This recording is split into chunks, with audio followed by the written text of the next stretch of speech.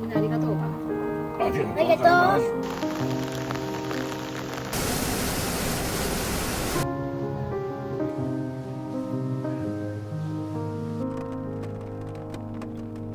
どういうことと思うけど。コマのみたい。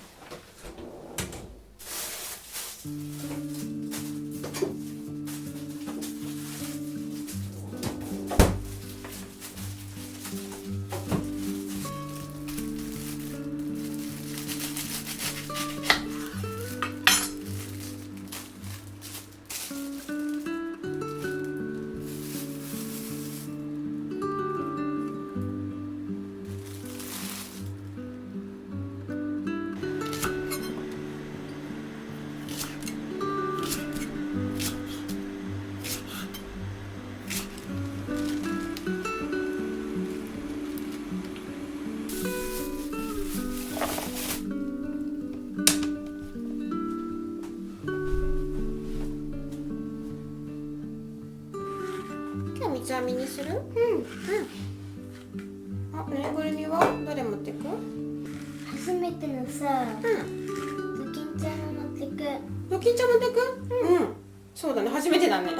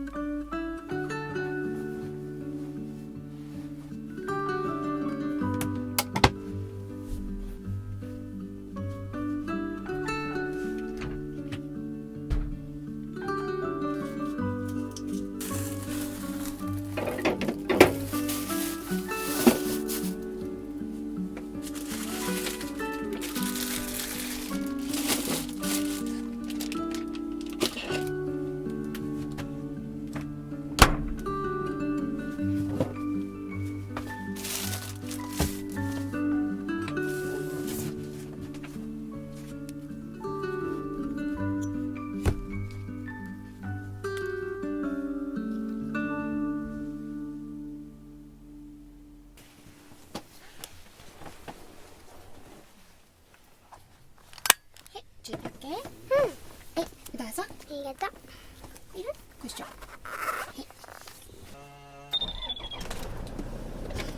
よし、行くよ。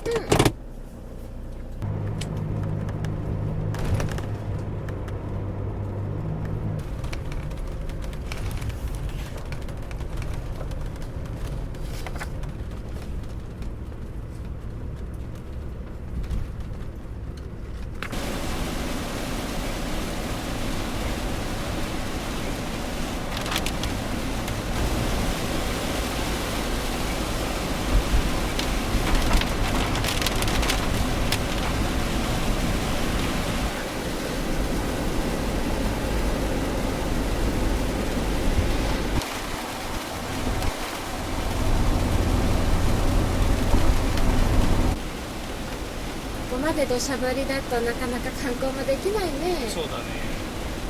まあ、今回は雨が降るって分かってたから温泉に入って、まあ、ちょっと美味しいもの食べてのんびりする旅だね。飛騨牛飛騨牛と下呂温泉ね。初めてだよね、下呂温泉。あ、そうだっけ。じゃもう一個飲もうと思うんだけど。岐阜の方にも飛騨にも行ったことあるからてっきり入ってきていたけど、下呂温泉はないか。多分ないはず、下呂温泉のさ、温泉街にちょっとこう観光するところもあるから。あ、そうなんだ。そこを少し、まあ、雨の強さにもよるけど、ちょっと見てから車中泊場所行って、今回悠々パークだからさ、まあ、そこに止めて、温泉入ってのんびりできるじゃんね。ちょっとここのドライブステーション寄っていい？なんか地酒があるようなのも見えたから。本当だ、なんかいろいろありそうね。ここで飛騨牛手に入るんじゃない？もしかしたら。かもしれんね。ね、飛騨牛とお酒が手に入ったらいいな。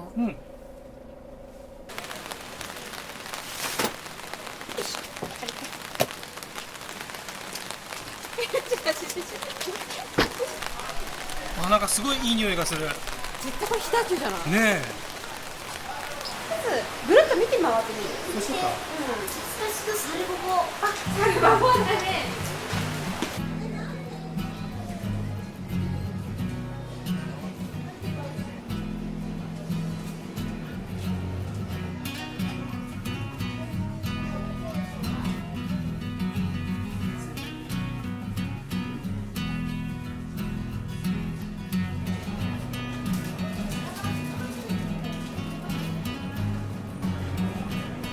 肉あるじゃん。あるんだけどさ、今日使いたいお肉とはちょっと違うんだよな。これ飛騨牛なのかな？飛騨牛とは書いてないよね。飛騨牛でしょ。岐阜県産黒毛和牛とかしか書いてない。そうそうなの。ちょっとこれね、ブロックじゃないんだ今日。薄切りのお肉がいいから、これでもちょっと違う気がするんだよね。少し厚いかな。切り落とし。やっぱり予定通りなんか精肉店に行った方がいいかな。そうだね。持ってないよね、サルボボの靴下。これこれ買う？かわいいじゃん。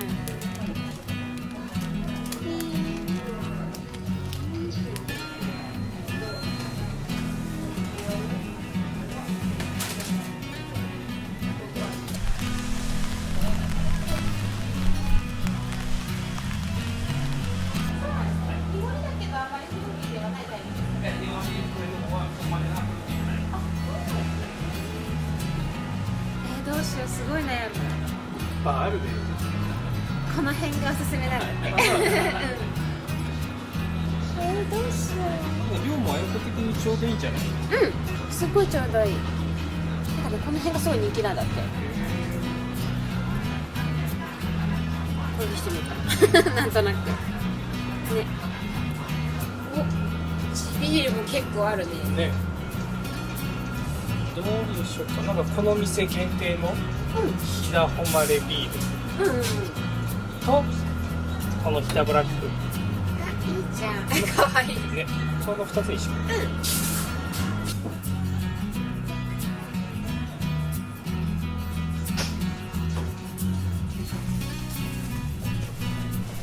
これ美味しいんだけど。ね。これ食べようよ、昼。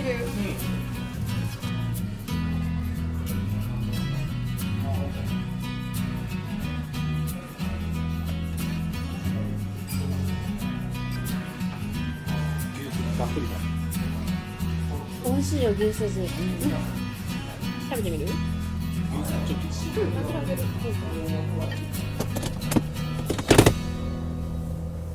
と。じゃあ次は肉を買いに行くんよね。飛騨牛よね。飛騨牛。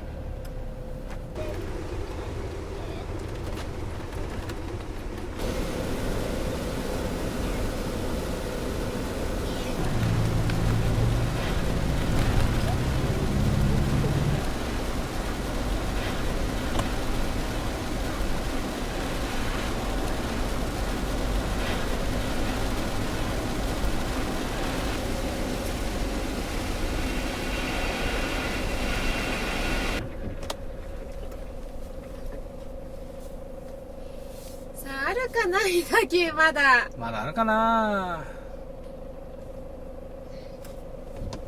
よし、行こう。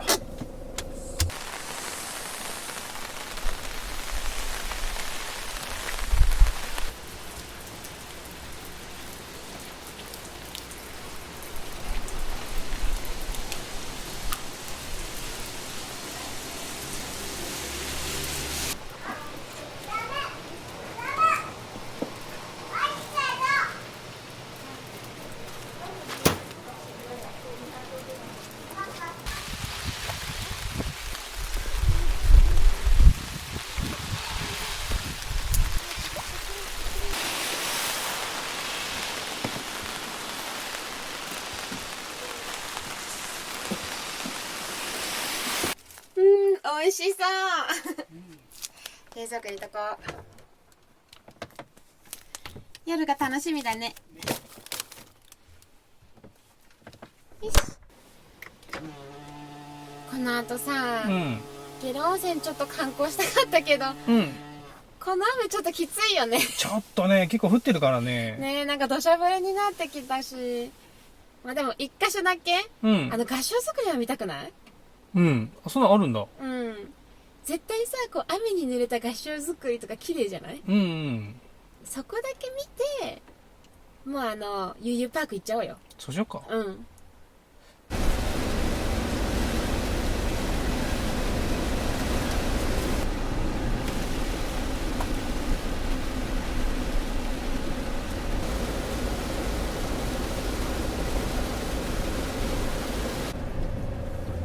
下呂温泉の看板出てきたね。ねそういえば下呂温泉って日本三名泉なんだよね。みたいだね。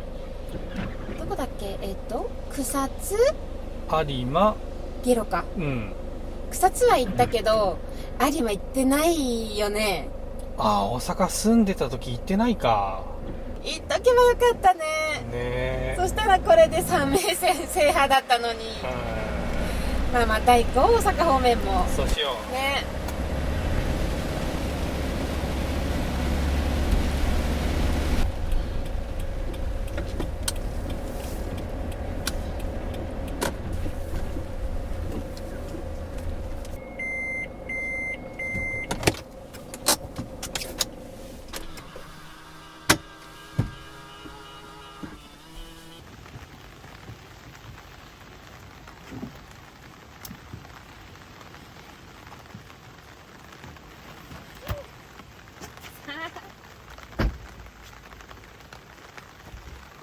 歩いてすぐかな。そうだね。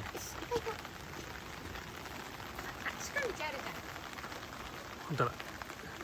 近道って書いてあるね。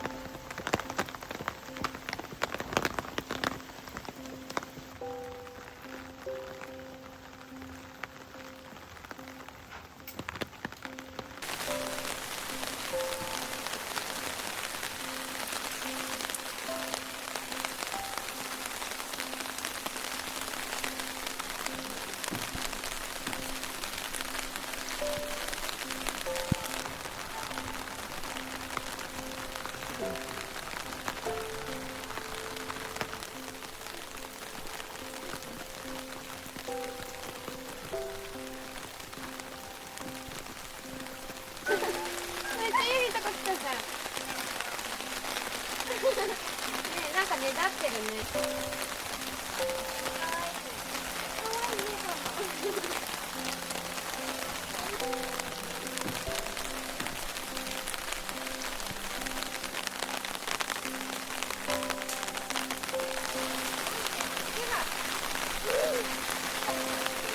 すごい立ってたよね。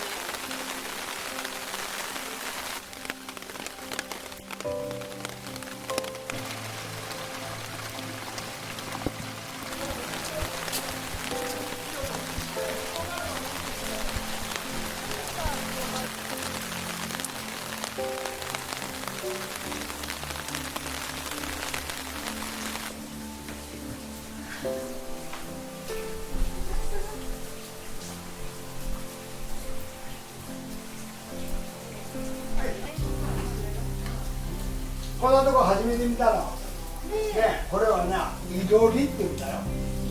おじいちゃんがな、子供の時、君だ、あんたぐらいの時にな、こういういろりがあったら暑いよ。で、この夜の朝で、そしてそう、風景、温泉入って美味しいもの食べて、ね。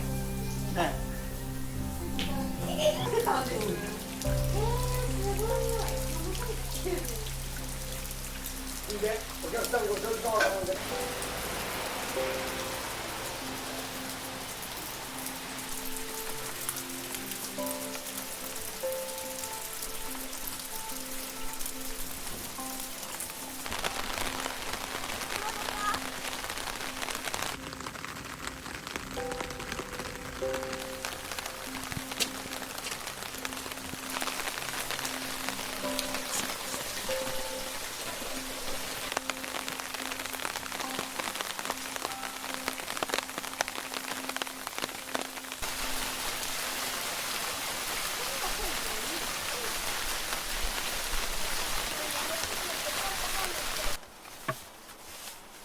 やっぱ雨の合掌造り良かったんじゃない？ねえ、なんか緑が深いのがいいね。ねえ、綺麗だったね。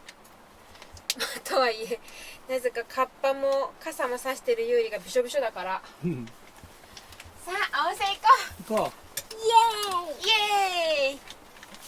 絶対気持ちいいよ、ゲラ温泉。よう。うん。し、行きましょう。はい、触ってください。はい。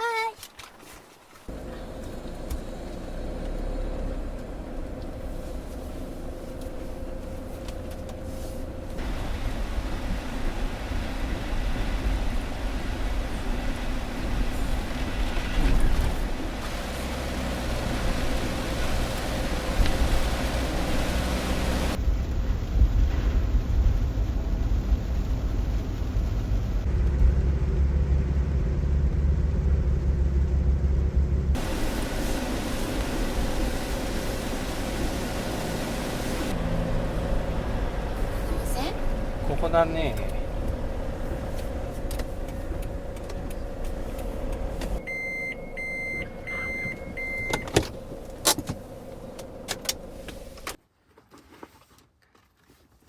しっか。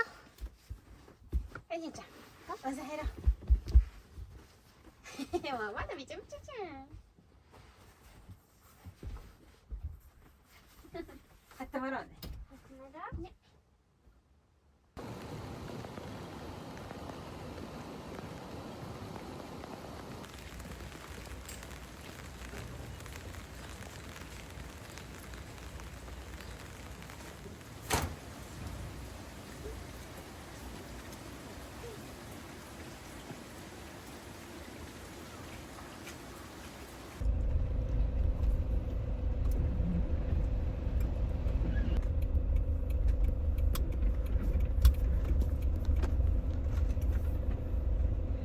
いいじゃん。あっちの見晴らしいとこしよう。うん。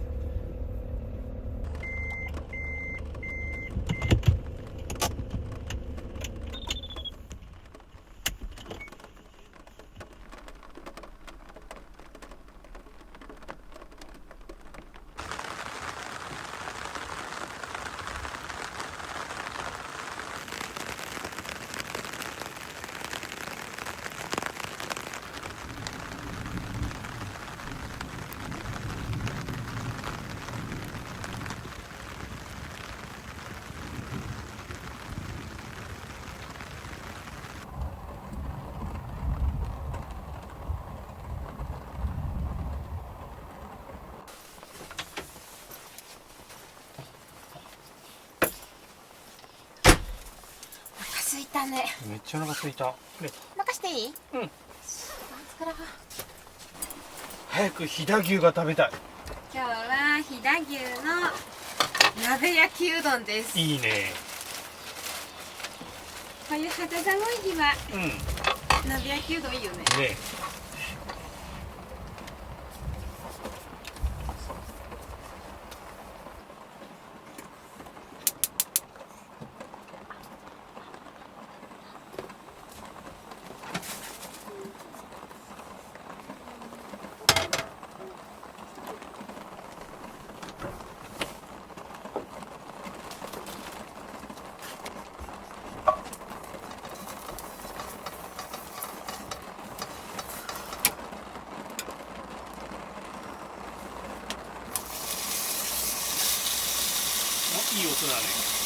なんか1枚ぐらい塩コショウで食べたいな。あ、いいね、そうしようよ。ちょっと1枚食べる？ユウも食べる？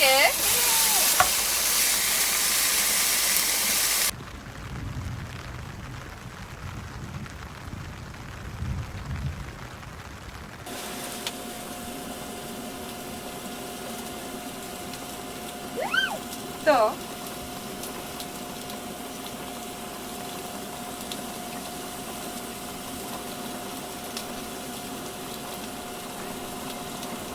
塩だけどお肉ってこんなに美味しいかね。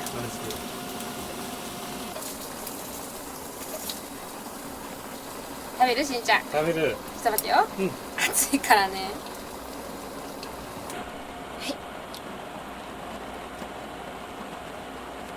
美味しいね。熱かった？大丈夫？大丈夫。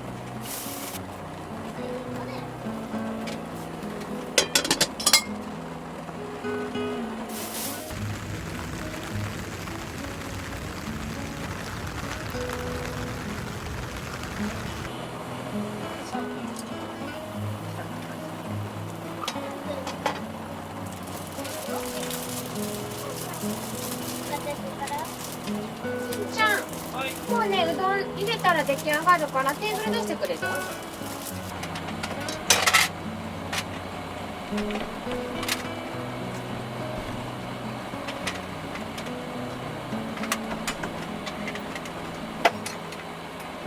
次が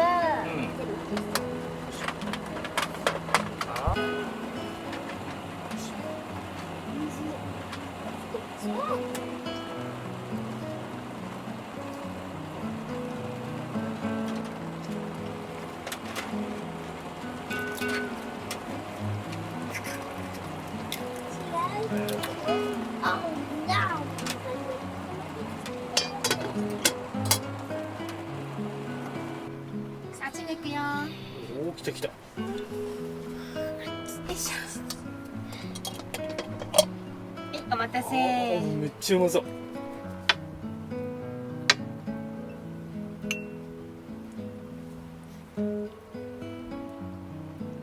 せーの、いただきます。しっかりほぐしてよ。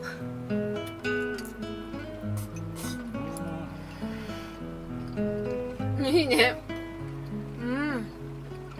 飛騨牛の味がすごい出てるね。うん。うまい。すごい美味しい。うん。何こんなにうどんって美味しくなるの？ねえ。あ、飛騨牛こんなうまかったっけ？旨味がすごいね。うん。お箸が止まらなくなるね。ちゃんと食べ。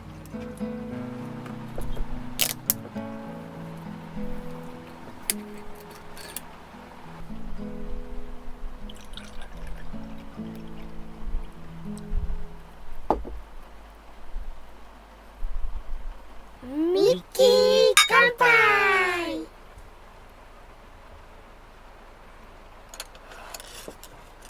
あ、美味しい。美味しい？うん。なんかお酒が進んじゃうわ。よかったかしら。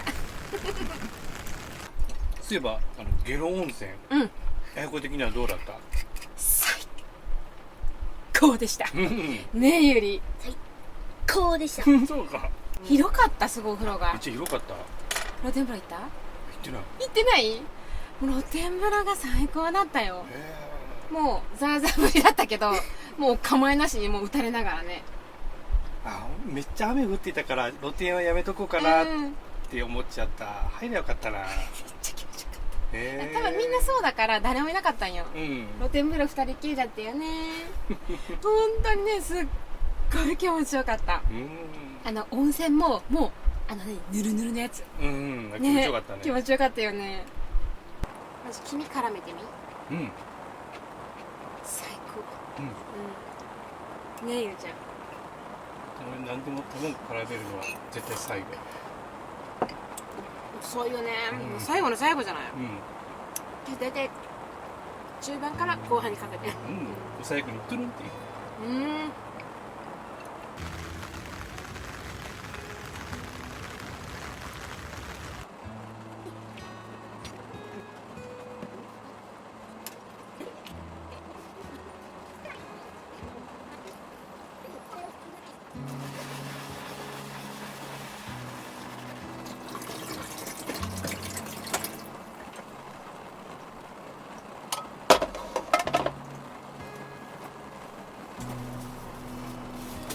この卵入れを拭いてたら、たこ焼きが食べたくなってきた。最近食べてないね、たこ焼き。やっちゃう？やっちゃう？ね。そうや、大阪住んでる時にタコパしようって言っとって買ってなかったね、たこ焼き。やってませんっけ？やってませんね。やってませんか？じゃあ油をこう。そうかねか。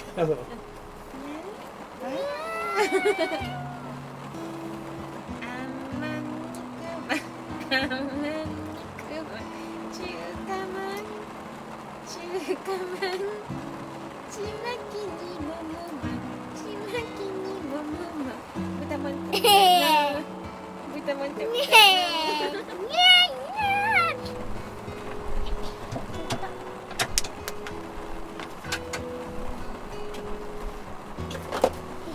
あったかそうこっちね。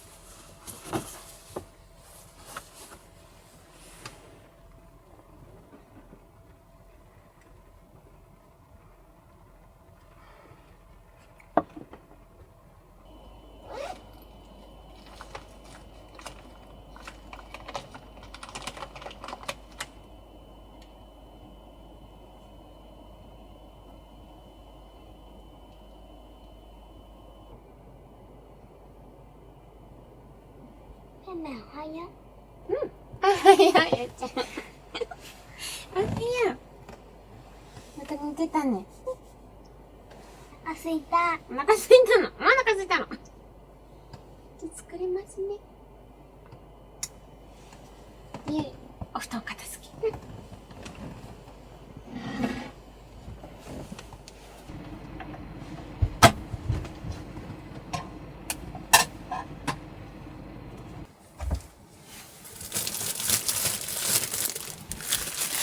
ぶちぶちなんて。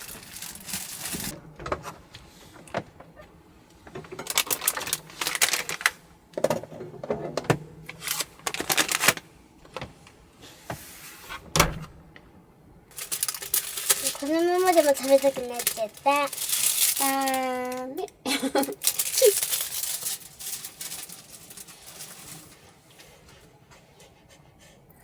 し。これ開けましょう。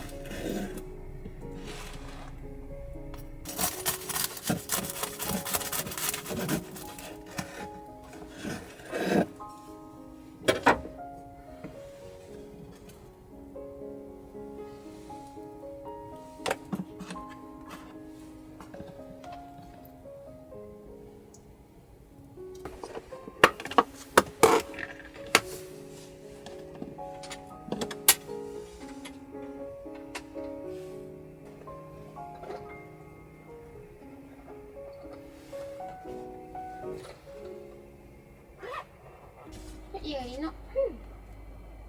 美味しそう。で、ママの。ママの。ありがとう。はい。ジュワジュワみんなのジュワ。今日それね。せーの、いただきます。半々で美味しい。うん、おいしい。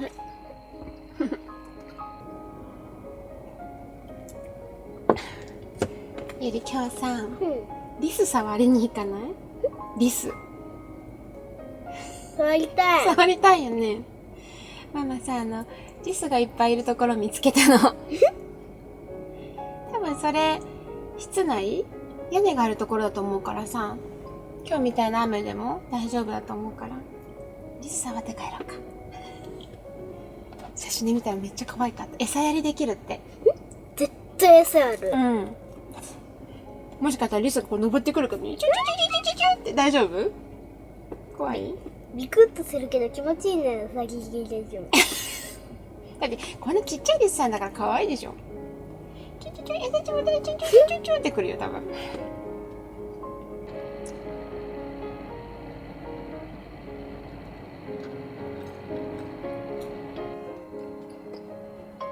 すごい綺麗なとこだね。ず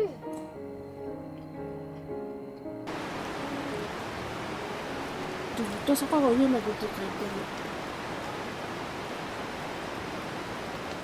一人の山が続いてるとちょっと曇ってるね。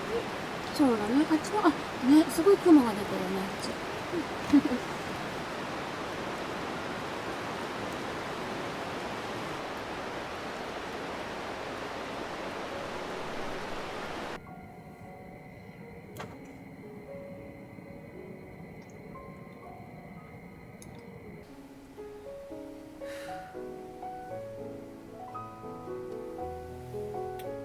しーちゃん、起きた？よく寝ましたね。八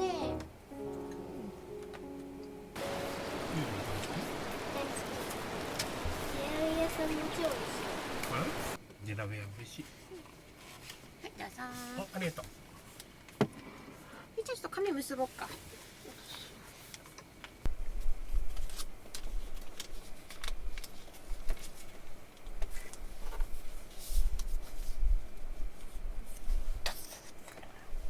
リ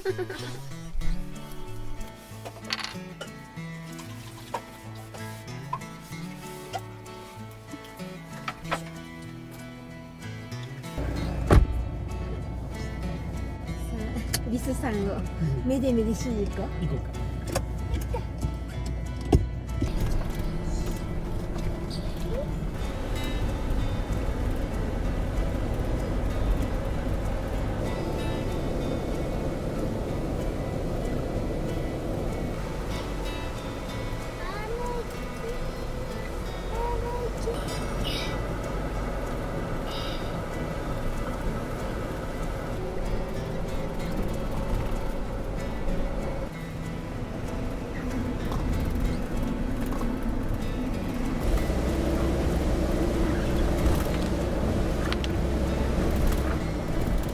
あったよ、リスの森。これだ。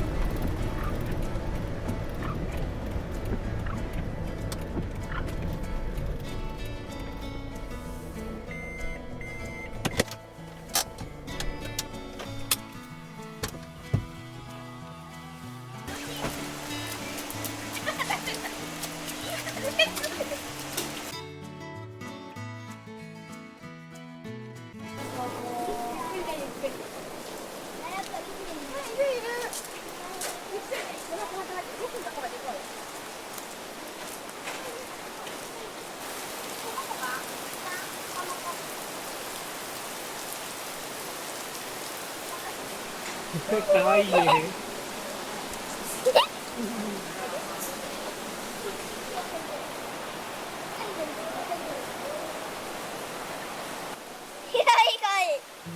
はい食べてる。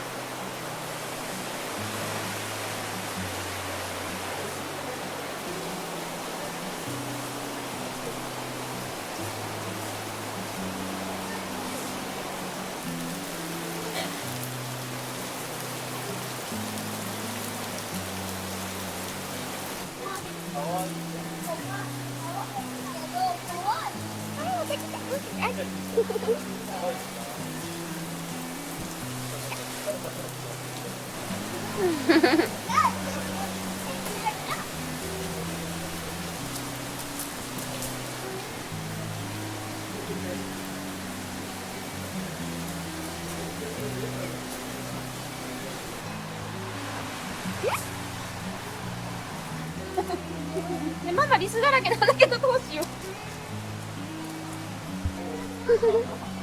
もぐもぐしてるよ、二人で。もぐもぐパイシー、かいパイじゃん。もぐもぐパーティーだ。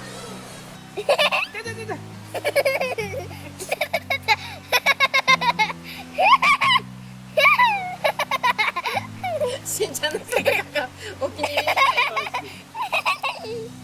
ちゃんと出たから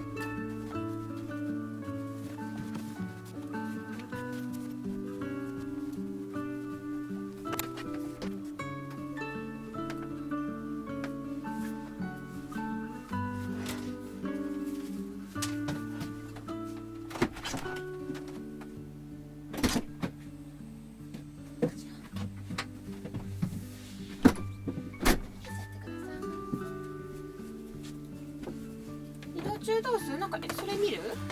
絵本。知らんけ。こ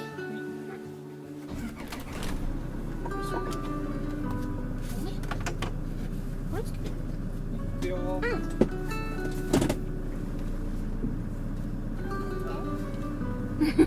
いいじゃない。じゃあピン外しとこう。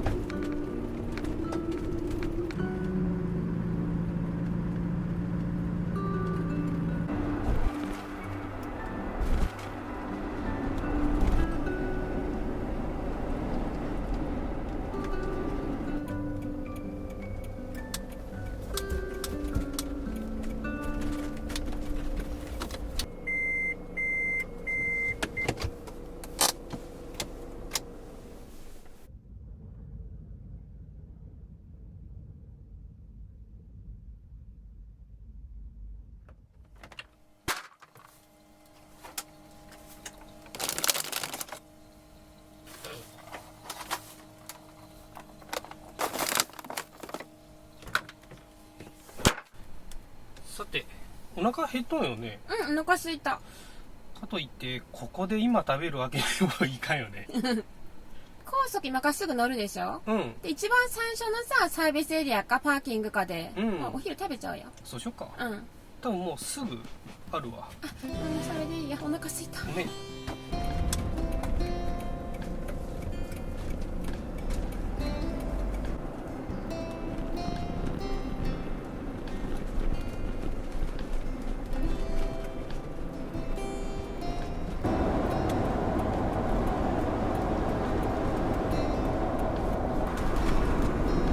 そういえば何気にここのサービスエリアに来るの初めてじゃない？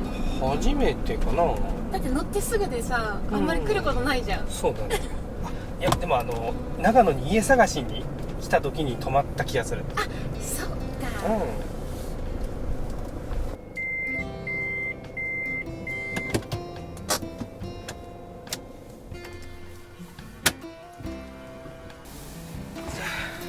りんちゃんちょっとお手伝いしてください。は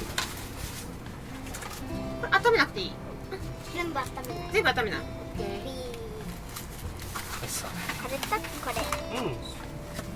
サーモン&チーズ一口コロッケ。美味しそう。これどうだったコロッケ？美味しすぎる。美味しすぎる。うん一個食べていい？サーモン。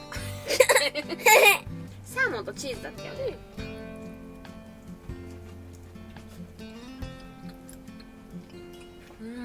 うん。美味しい。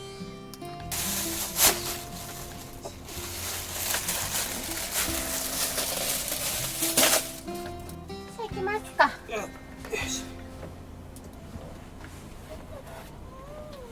寝るからちゃった。寝ていいよゆうちゃん。さあ行きますよ。うん2時間ぐらい。 2時間45。あ、近いね。まあね。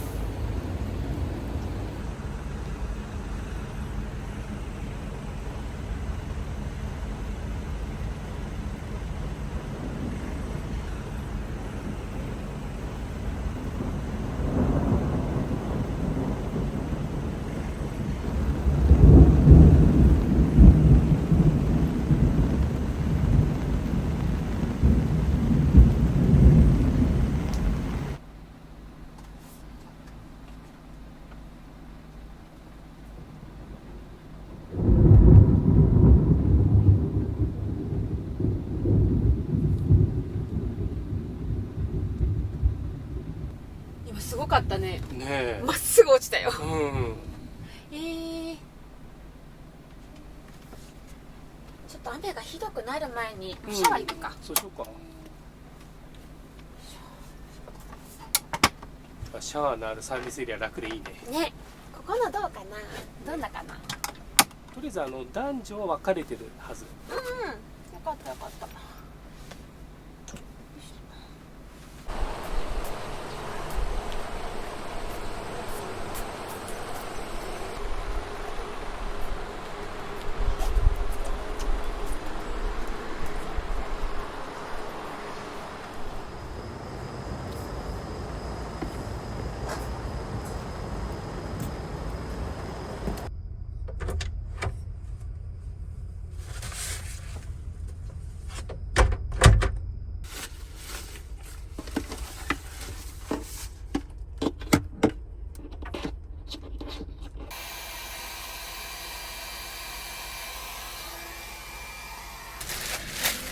男性用のシャワーってさ、個室でこう分かれてる感じ。硬いドアっていうか。いやカーテンだあ、け。やっぱりカーテンなんだ。うん。珍しくない？なんかカーテンの。うん。ねなんか海の家にあるようなシャワーみたいな。そうそうそうそうそう。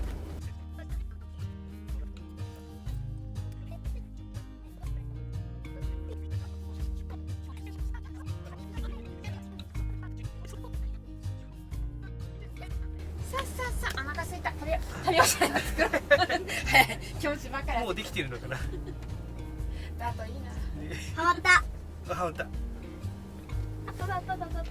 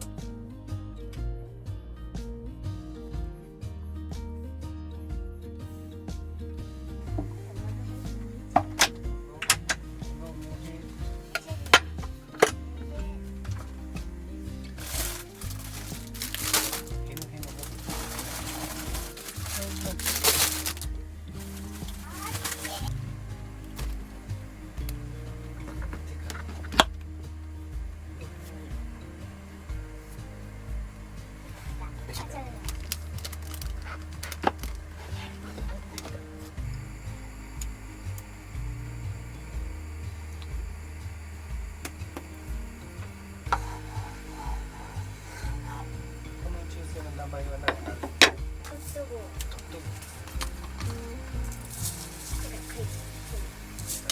次は何かいあ、トットちゃんのご飯を書いてほしい。どんなご飯？宇宙人だから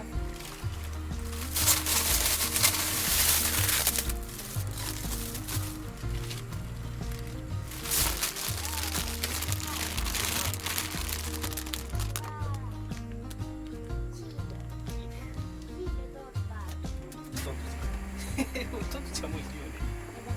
これを紹介でこれ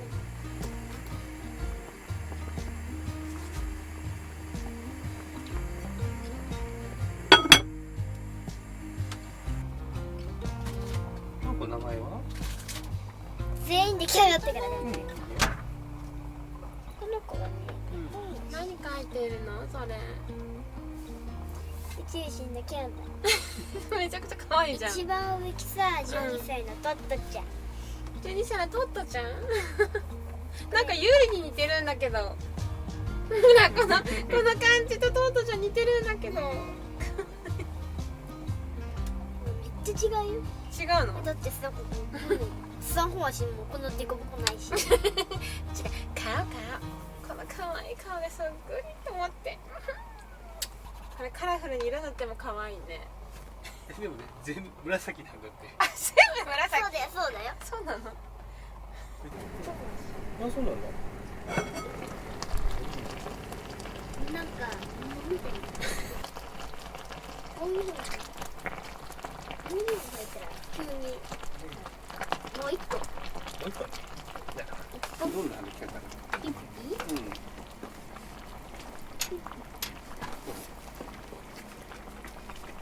私いいのからってそれピッピーで歩き方かわいいね。じゃあ本当全然名前も一緒だけどすごいグミ海じゃない。なんかまるっとしてる。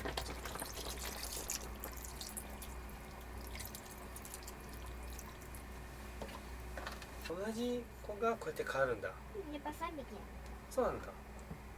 これって年齢で変わっていくの？でさ、あ、そうなんだ。もうできるからさ、タフ丸出してくれる？うん。ちゃん手伝いしてくれる？箸とか。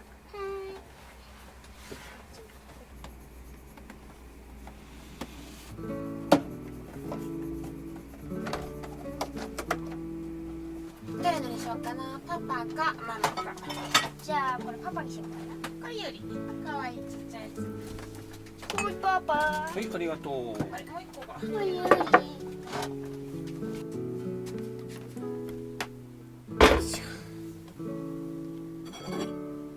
さあ食べましょう。うまそう。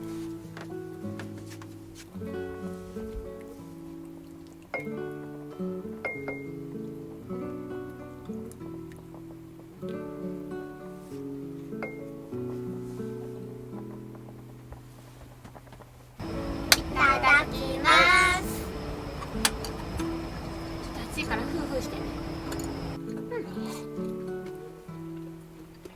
久しぶりの鍋だね。うん、うまっ。うん。ミルク鍋うまい。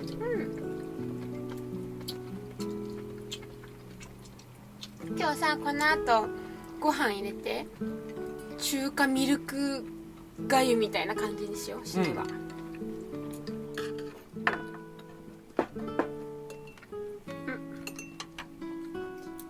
ごま豆腐入れようん。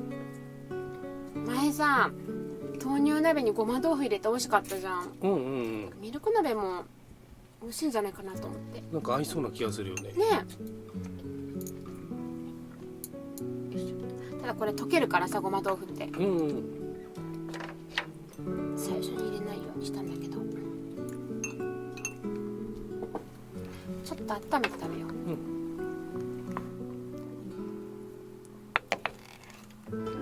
し、いい感じに温まってる。よし。あ、トロトロトロトロ溶けそう。うん。いくよ。よいしょ。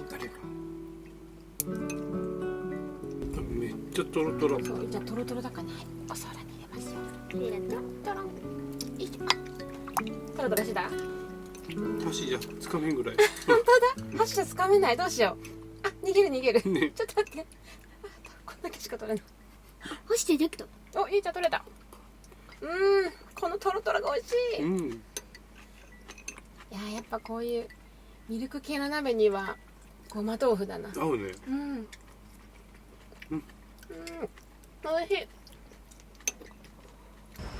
もうすぐ運動会だね。リレーの選手になったんだよね。どう、練習はうまいこと走れてる？あれさ、リレーってこうバトンの渡すのがあるよね。あれが難しいんじゃない？どう、走りながらこう渡せてるバトン。出てきてる？難しい難しいか、やっぱり。絶対そこでこう落としちゃったりするもんね。でも頑張れば大丈夫。今練習してるもんね。まだまだ日にちあるから。他にもなんかある？玉入れダンス玉入れダンス。うん。玉入れを入れながら踊るの？違うあ、じゃないんだ。の、ダンス踊って、急に玉入れ始まるそうなんだ。ちょっと楽しみにしてるね。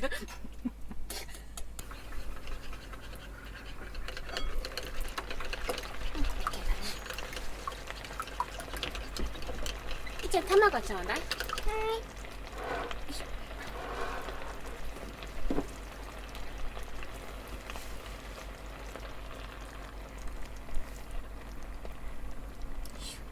か卵入れるだけでさらにうまそうになるよね。ね。さあ、あとはネギとごま油。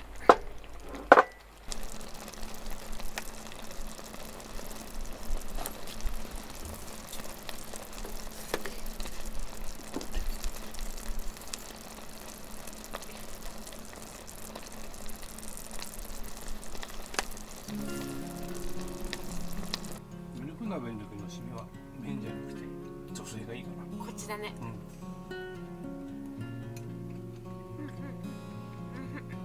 チーズ入れてもよかったかもね。ああ、絶対ねえ。次はそうしよう。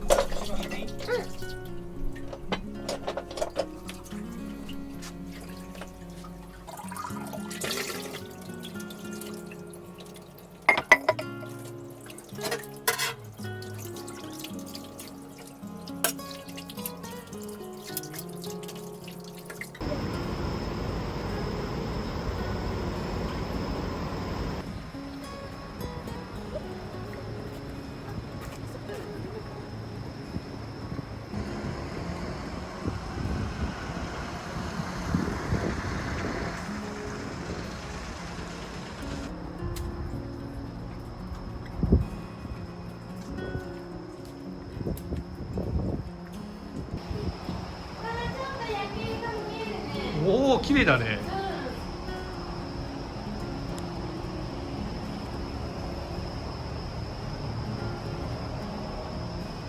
今ちょっと雨止んでるからさ、夜景が綺麗なんじゃないこれ。ね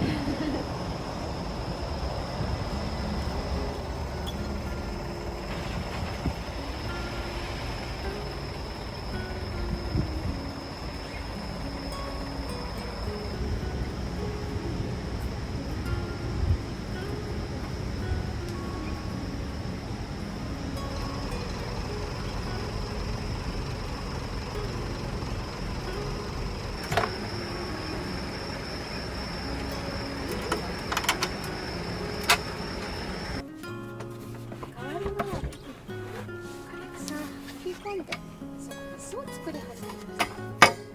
ランディ、すっかりご機嫌が治って、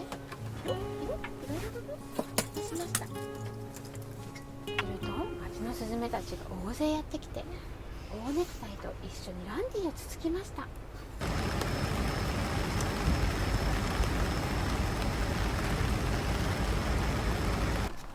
ブラキオサウルスは背の高さナンバーワン14.4 メートル、高い。5階建てのマンションと同じぐらい。すごいね。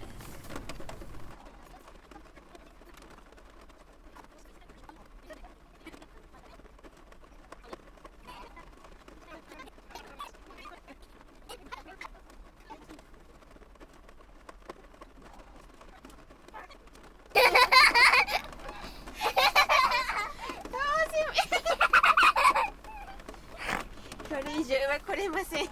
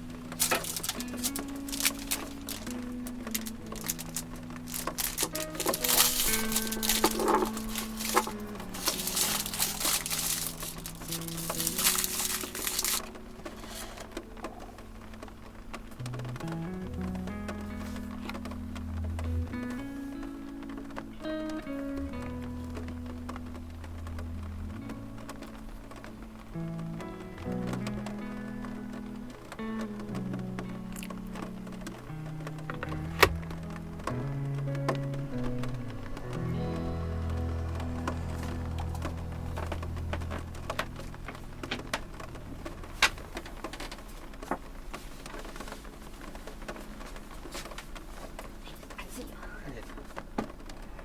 いるこれ。いらないかな。これね、手で食べる。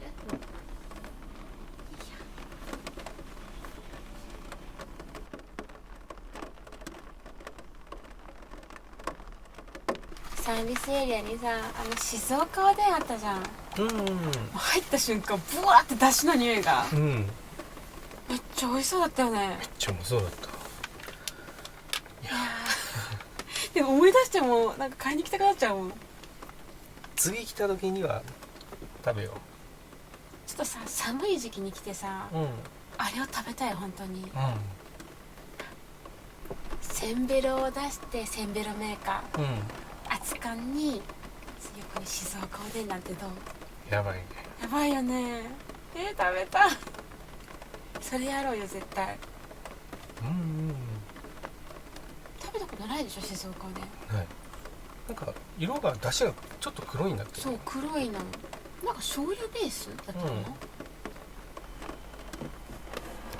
明日富士山綺麗に見えるかな。どうだろうね。この天気だからね。なんか富士山ってさ定期的に見たくならん。うん。すごいね、こうパワーをねもらいに来たくなる。そう。うんなんだかんだ静岡にはちょこちょこ来てるよね。そうだね。なんで来たっけ？いちご狩り？そうそうそう。うんあと美穂の松原とか。行ったね。で、まあ、一人でトウモロコシ買いに行ったし。そっかそっか。であと爽やかあーハンバーグね。何回か行ったし。そうだそうだ。静岡いいね。やっぱちょくちょく来るねこれからも。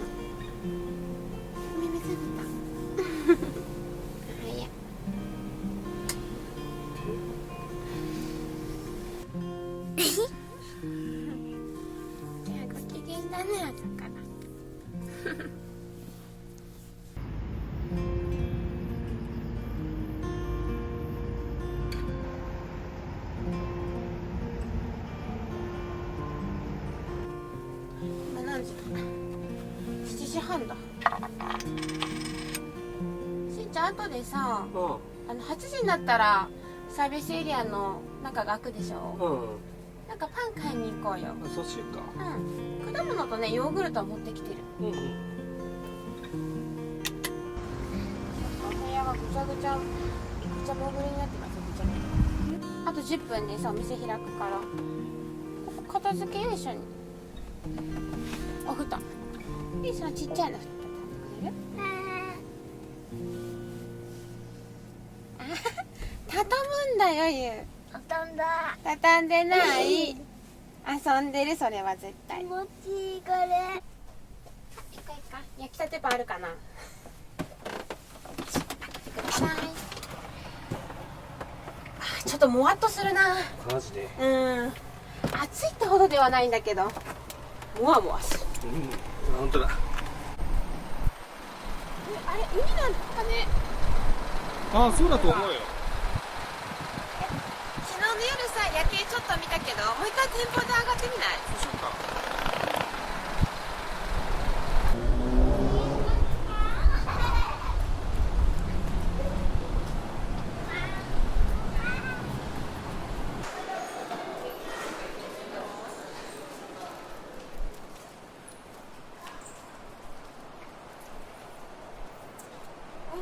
見えてる。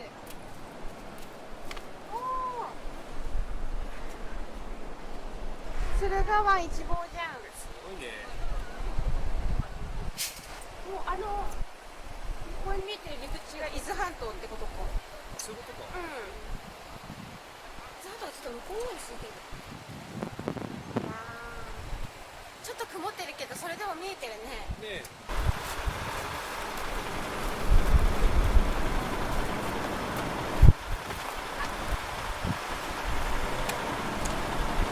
パン屋さんなかったねえ、なんかサービスエリアにパン屋さんがないの初めてかも。ね。ねだからコンビニでねサンドイッチ買ったけど、でもさ、中のお土産屋さんっていうかお店、すごかったね。ねえ。野菜と果物もすごい売ってたよね。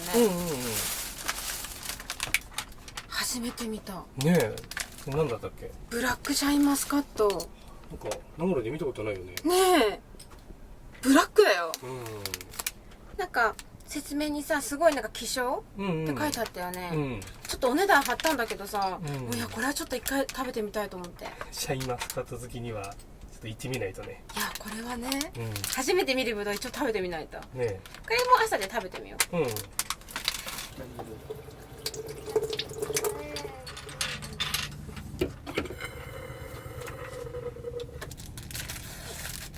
いちご味。ありがとう。できるわ。できた。さあぶどうどうかな。これがブラックシャインマスカット、でこれがいつものシャインマスカットに長野パープル。長野パープル持ってきてたんか。そうこっちのね2つは来る前にスーパーで買ったやつ。ちょっとじゃあやっぱりブラックシャインマスカットから食べてみよう。美味しいね。美味しいね。まあ美味しいけどシャインの方が好きかな。まあこれは好みだからね。まあね。でも美味しい。ねえ、もうこの時期ぶどうが本当美味しい。だんだん晴れてきたね。まあまあ青空も出てきたから。どうだろう、これだったらさ富士山と茶畑とか見えるかな。茶畑いいね。せっかく静岡におるんだしね。そう私なんか絵本かなんか見る。外見とく。ちょっと風強いね。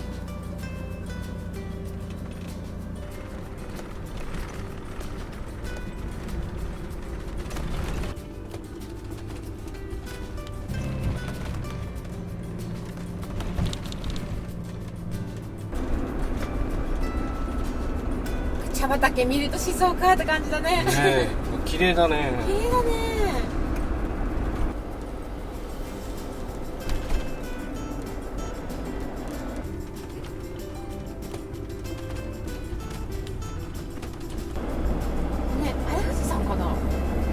そう、あ、でもでかいもんね。ってことはちょっと雲がかかってる。あ、見て、すごい雲。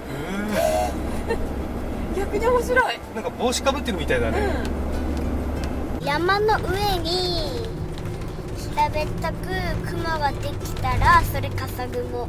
それが笠雲っていうんだ。傘になるから。富士山にも上にかかってるのは笠雲。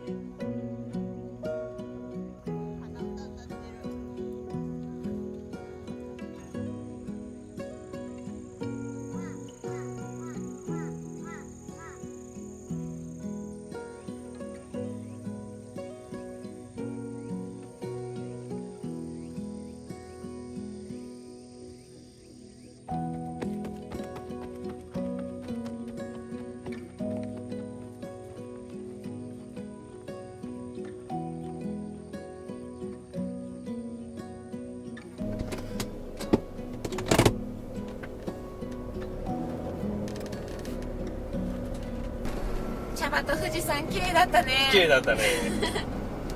これ青空だったらすごかったね、きっと。ねえ。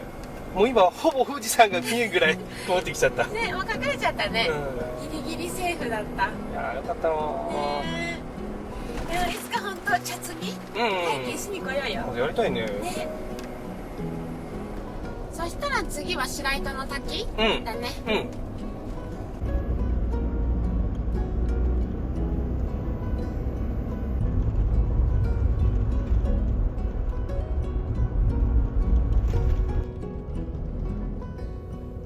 わあ、なんか賑わってるね。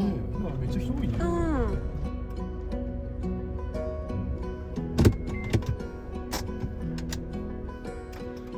いいちゃん、これパパに渡して。はい。で、はい、ゆうりな、どうぞ。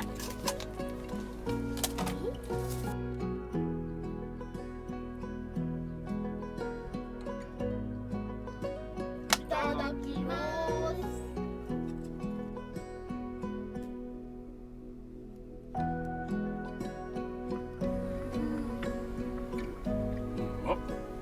めっちゃエビ甘い。マグロもうまっ。おいしい。ツヤツヤだもんね。贅沢だわ、ほんと。どう、ゆうちゃん、桜エビ美味しい？美味しすぎる。よかったよかった。滝の近くまで行けるのかな。どうだろうね。できればもう水しぶきを浴びるぐらいの勢いで近づきたいんだけど。白糸の滝、これじゃないから、あ、ここか。そしたら、こう回っていく感じかな。そうだね。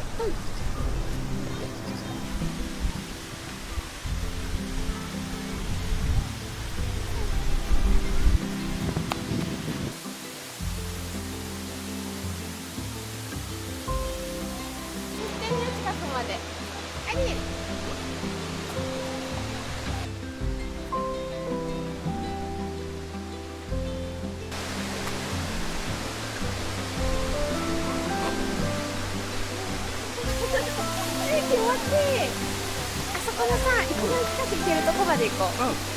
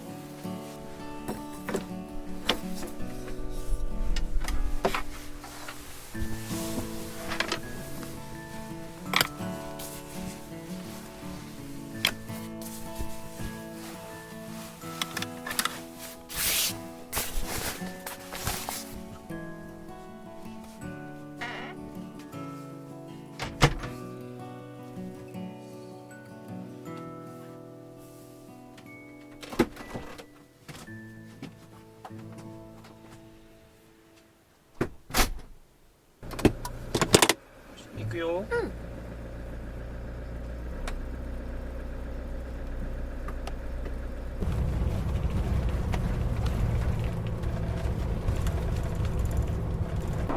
ついに東北最後の県、宮城県の旅だね。ね、やっと行けるね。やっただね。この3連休でまあ全部は回れないけどさ、まあ、メインの観光地は行けるかな。あとは絶対食べたいものが3つぐらいかな、あるから、それはこの旅でクリアしたいね。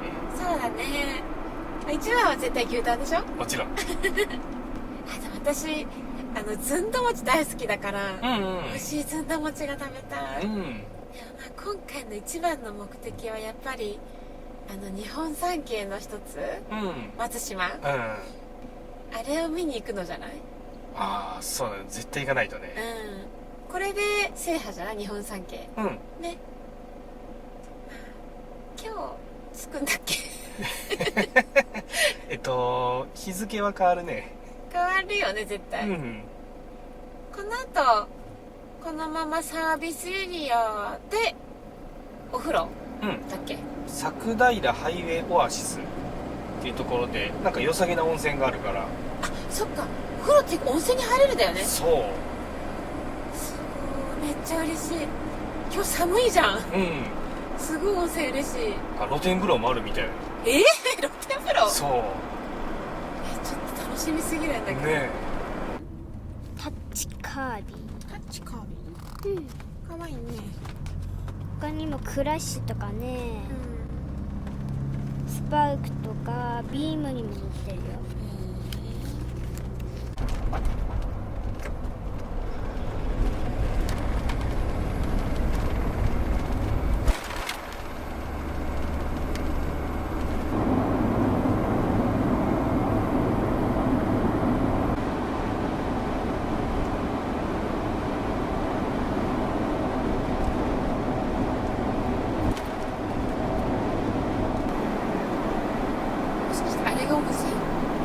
だと思うよ。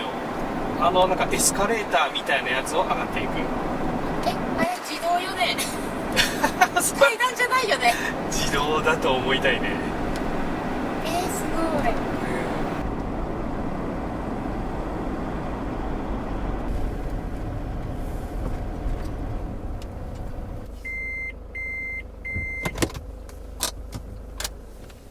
なんかエスカレーターっぽいよ。よかったよかった。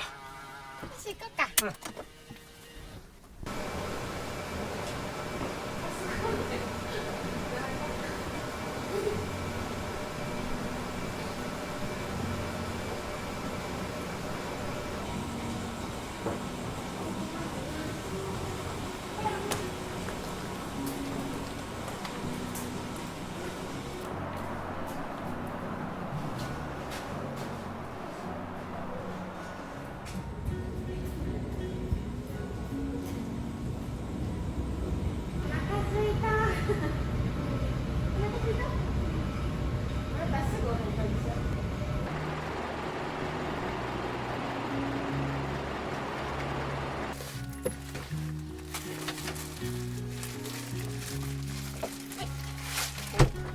お弁当温めるね。こ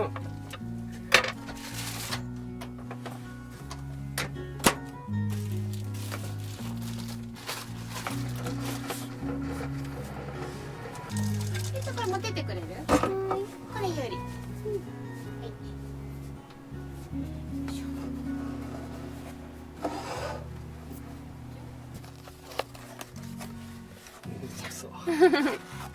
いただきます。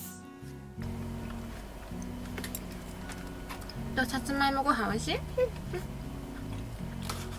秋だね。秋だね。てかつくね、うまっ。これ食べて、ちょっと力つけて運転頑張ってね。無理全然しなくていいからさ、もうつかなくてもいいからさ、なるべく近づいてくれたらいいや。オッケー。俺にできることといえば運転ぐらいですから。なんでそんなことないよ。どうした？頑張りますよ。他にもいろいろできるよ。そう。例えばご飯炊くのご飯炊けるし運転するし運転できるし抱っこできるしうん、どこできるね。ね。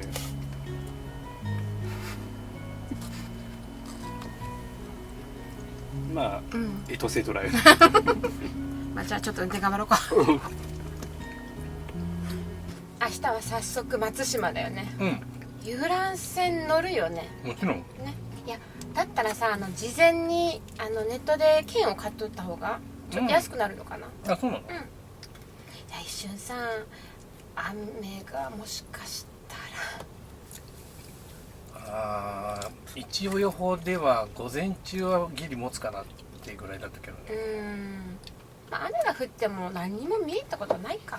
まあね、うんだから船でいろいろ近くまで行くんだろうから。だって絶対見たいしね。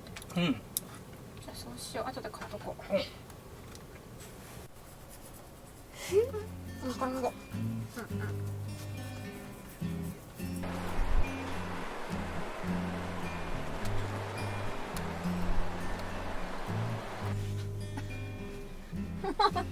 お布団取ってよ、それだけ下ろさないでよ。こりゃよしできですね。よいしょ。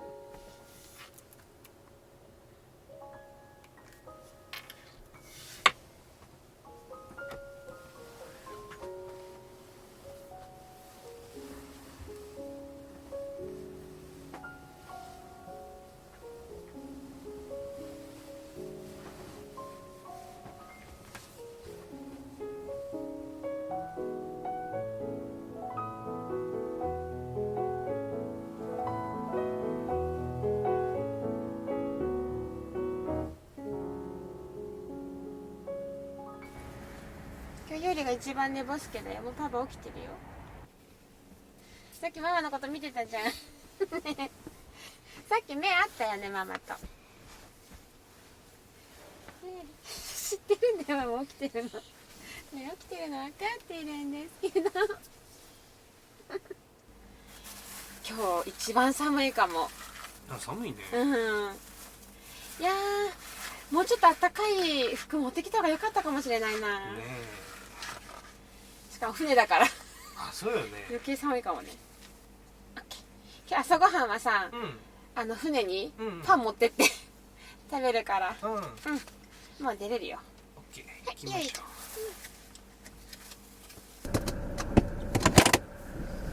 う。よし、まずは1個目の松島に行こうか。雨もなんとか大丈夫そうよ。ねえ、よかったよかった。ただ寒い。ね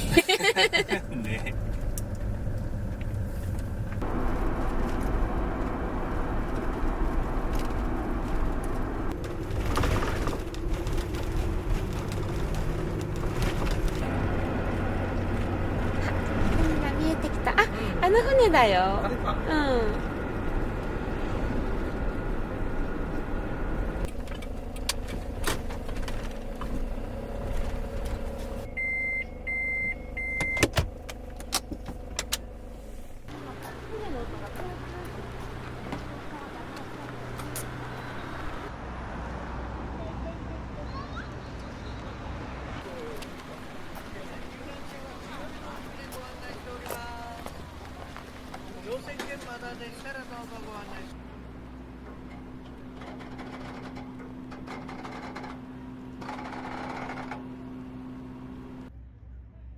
松島ご遊覧のお客様にご案内申し上げます。松島湾一周。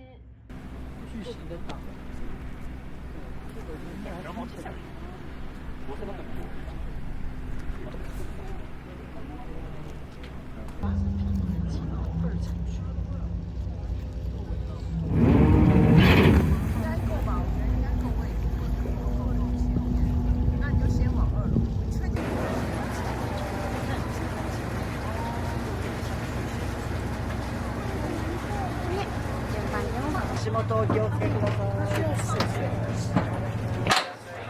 ご利用でしたら入って左手のカウンターで販売してます。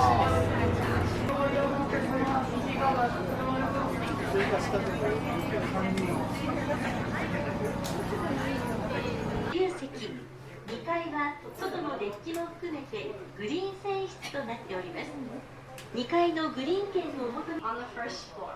And the first class seating includes the second floor and stern deck. Tickets for the second floor.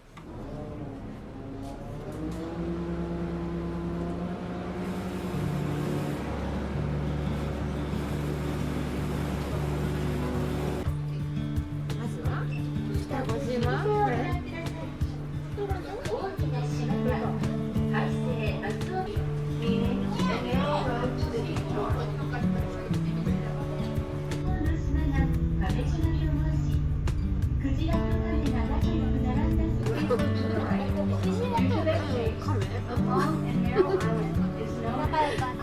それでどうして双子なんだろう。伊勢島小松島だって。アフロが小町島な。そうそう、アフロが小松島だね。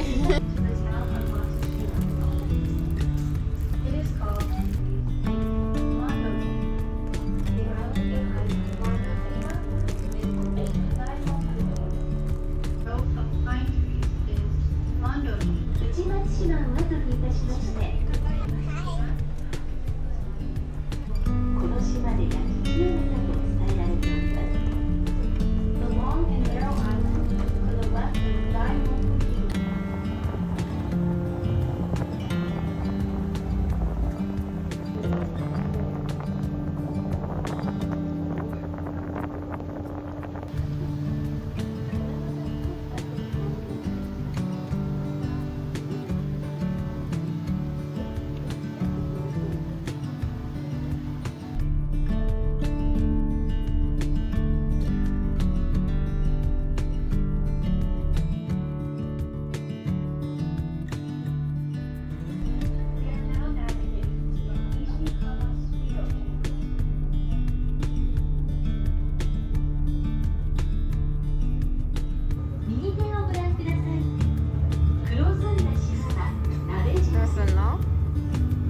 のバッジ買うの？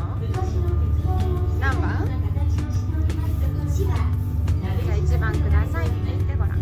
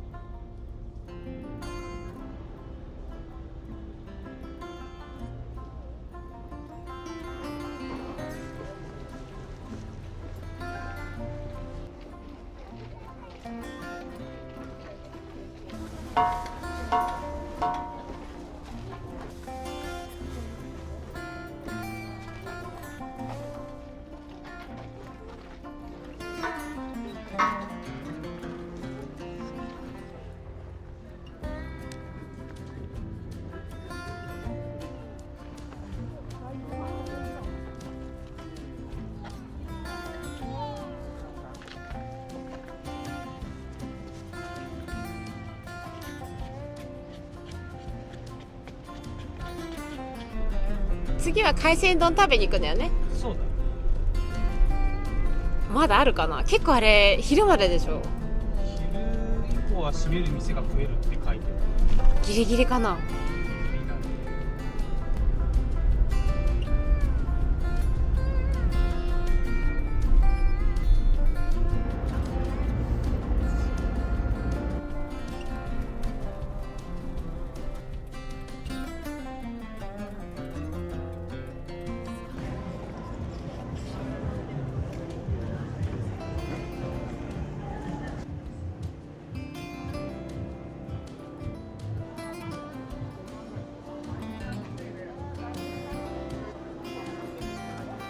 ゆうちゃんは生魚はダメだけどイクラなら食べれるよね。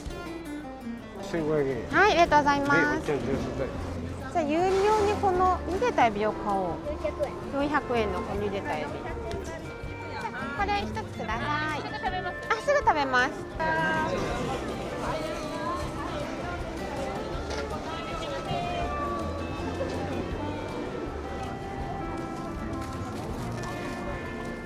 食べたい。ちょっと違うか今日は。うん。 500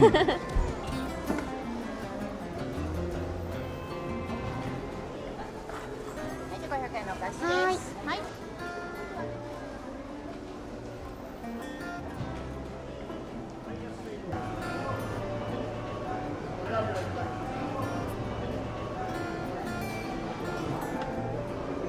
豪華だね。めっちゃ豪華だね。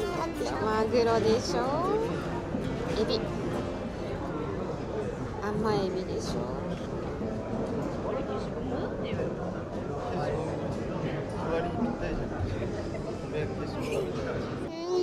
どう？美味しい？絶対美味しいよねそれ。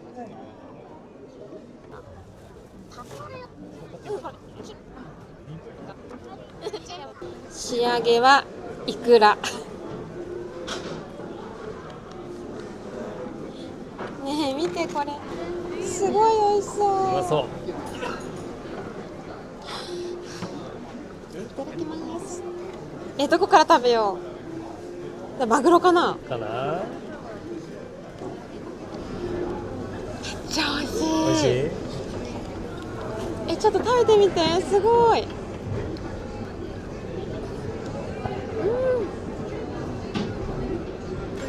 まっ。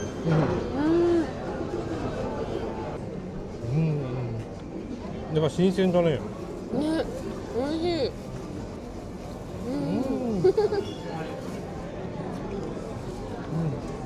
このさ、好きな具材を乗っけれるのいいね。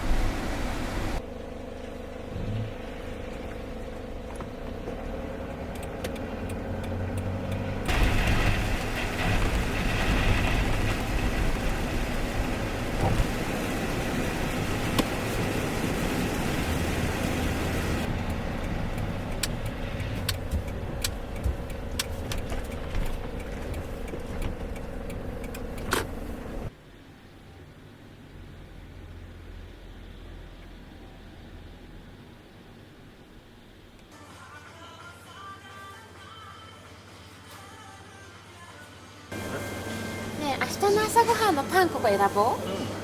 ハムコーンパン。ハムコーンパン美味しそう。でゆりがこれね、ママはこれ。なんか気仙沼のソウルフードだって。長野でいう牛乳パンみたいなやつかな。これにしよっかな。期間限定栗クリームサンド。なんか焼いたら美味しいんだって。ピーナッツクリームサンドでしょ。絶対それにすると思った。めっちゃうまいよ。朝ごはんはこれで決まり。冷凍なんかいいのある？これどうかな。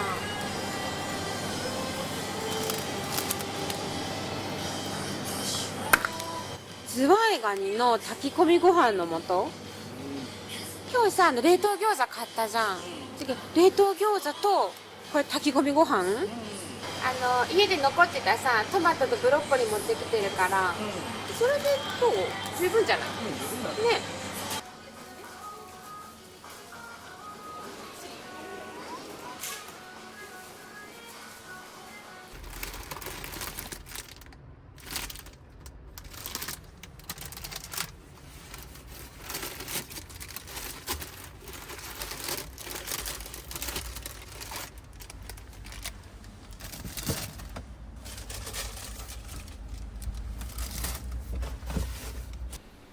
じゃあもう4時だし温泉行きますか。行きますか。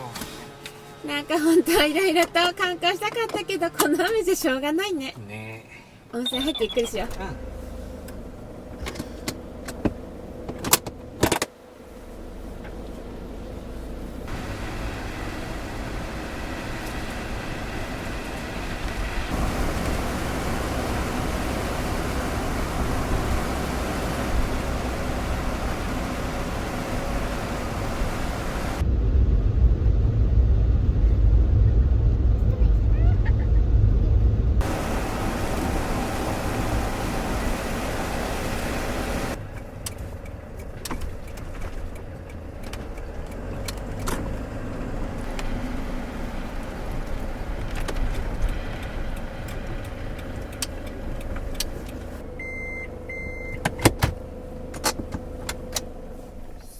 そしたら受付してこようか。そうだね。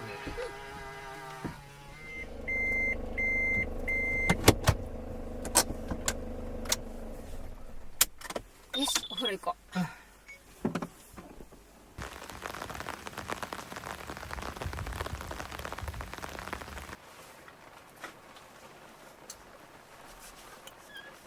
ちょっと抱いてください。よいしょ。もう一つこのバッグに入れてくれる？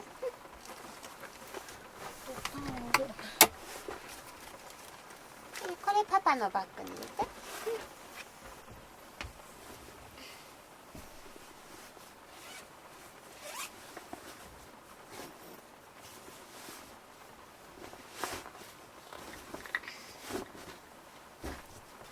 これで準備 OK かな。ゆうちゃん行こうか。あ、ちょっと待ってよ。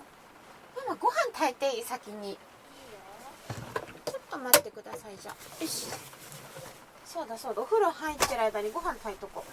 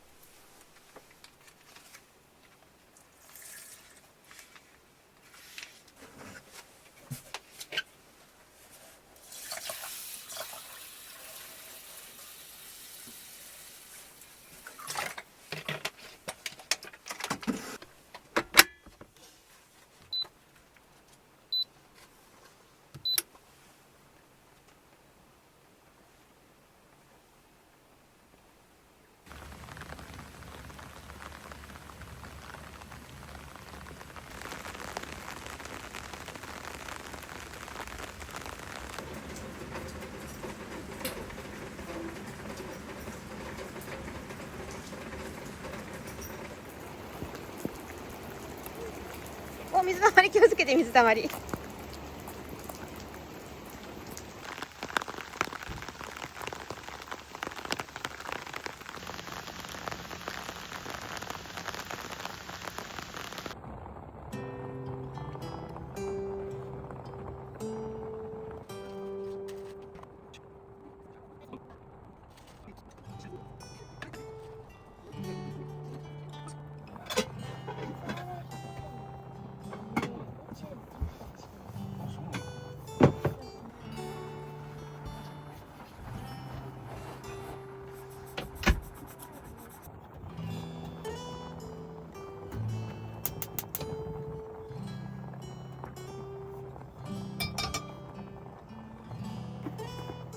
餃子さ、一回茹でてからうん焼いた方が美味しいって書いてあるんだけど、なんかもちっとして。うんでもちょっと茹でるのあれだからさ、茹で汁問題が出てきちゃうから。そうだね。まあ、普通に焼いても食べれるって書いてあるから、ちょうんっと焼いちゃうね。もうすぐ。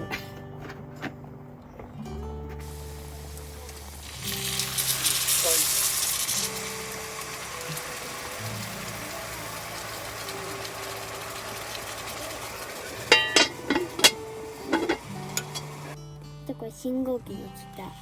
めっちゃ可愛いじゃん。これね、うんこれがスタート。うんこれスピードを落とす。うん。これが止まる。なるほどね。形も変わってる。あ、本当だ。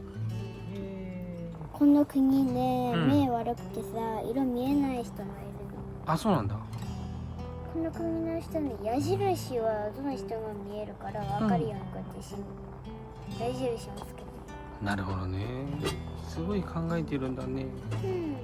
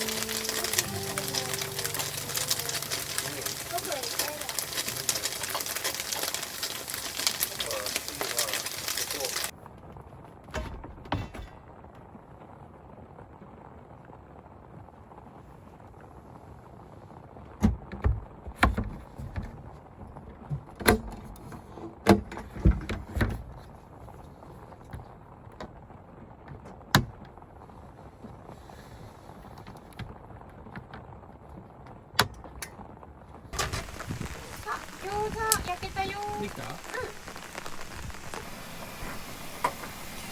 これはこうだよね。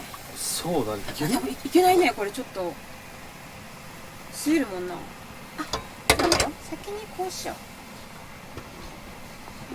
う。ギリギリ、おっとギリギリすぎて。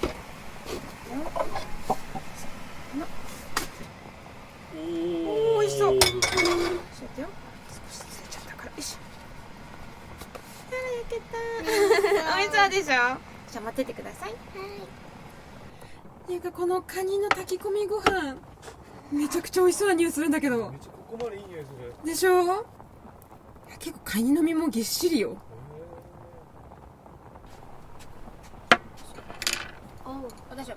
これハーバーでしょ。これちょっとママ待って。あとさ、昨日お弁当で食べようと思ってた味噌汁が忘れてた。忘れてたんや、すっかり。ちょっと今日味噌汁付き。あ、蓋開けなきゃ。お湯沸いてるかな。青のりポンとポンと。青さんのニュースですよ。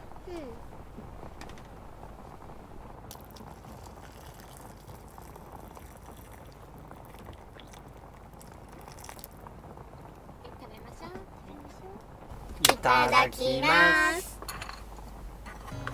やっぱ熱々餃子から。かな？俺カニ飯かな。こっちのやつ。いや、この匂いがいいからさ。確かに。どう？カニの炊き込みご飯。いや絶対美味しいよね。うまい。美味しい。うまい？うん。だってこれお肉一切入ってないんだよ。あ、言ってたね。うん。なんだっけ、マグロとタコと、あとなんかつなぎになんか白身魚のこうすったやつが入ってるって言ったけど、なんか最初普通にお肉入ってると思ったよね。ね。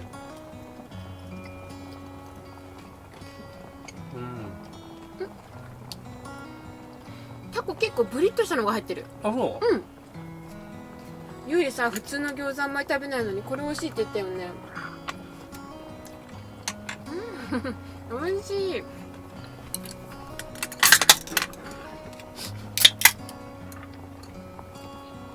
ミッキー乾杯。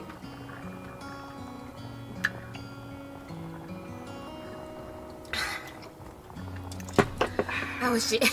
うまい。さささ、カニカニ。ほら、すごい見て、カニの身が。あ、大きいのあるね。ね。うん。これすごい美味しいね。うん。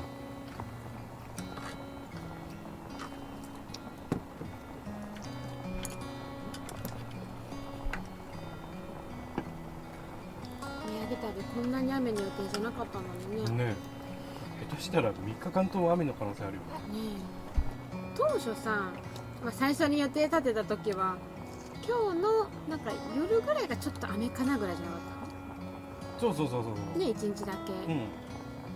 今回もう3日間雨っぽくない？ちょっとね、まあ最後の日はちょっとマシになるかなっていう明日はもう一日中だよね。明日は仙台、仙台市内を見る感じかな。そうだね。牛タンとずんだ餅をゲットしたい。絶対に。たださ、3日目が蔵王、あそこは絶対見たいなと思って。あれ行きたいね。あれもすごい晴れてる時じゃないと綺麗には見えるかもしれない。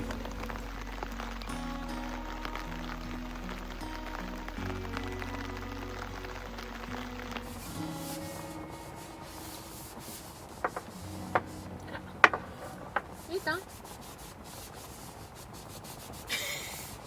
や、眠くなってるでしょ。ありゃ、待って待って、歯磨きしてないよ。ゆうちゃん、ちょっと待って。じゃあもうあれを後にして先寝かせるか。先寝かそうか。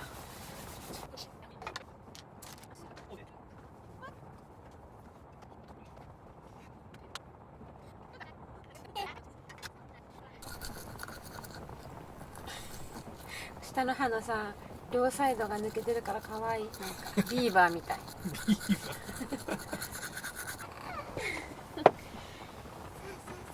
よいしょ。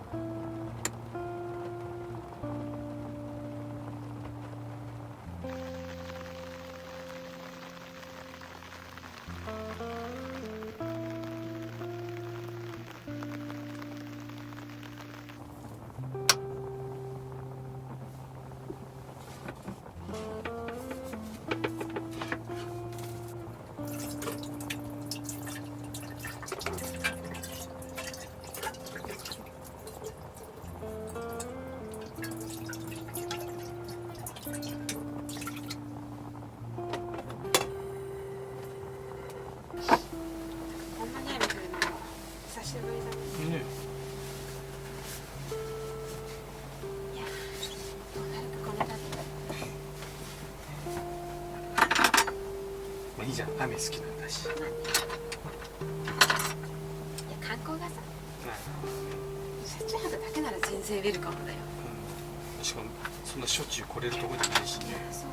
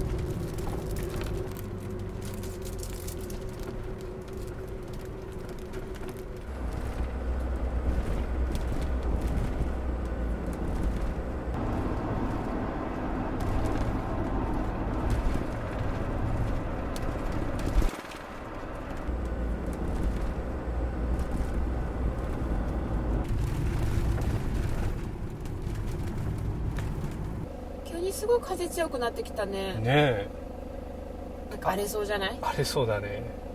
っていうかこの後天気悪くなるもんね。うん、夕方ぐらいにはもう降り出すはずだからね。こんなに天気いいのにね。ね。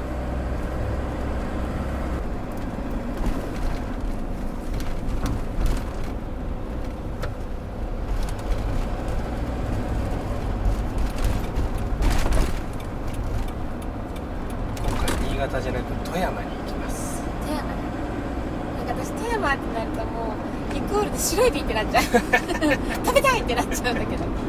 あれって11月頃までだっけ？え、そうなの？うあ、じゃあギリギリ食べれるってこと？ん、ギリギリいけるんじゃないかな。ちょっと今回白エビ食べたいな。ねえ。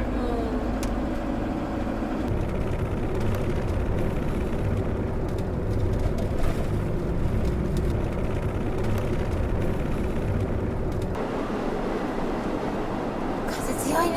めっちゃ強い。さっきから車がちょっと揺られる。ねえ。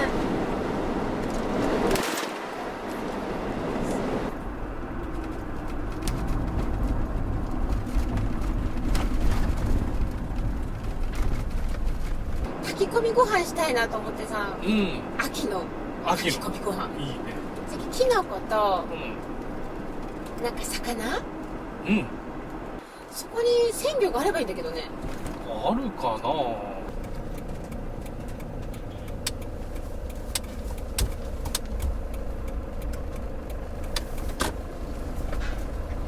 あどうかな。お昼前だけど。ね。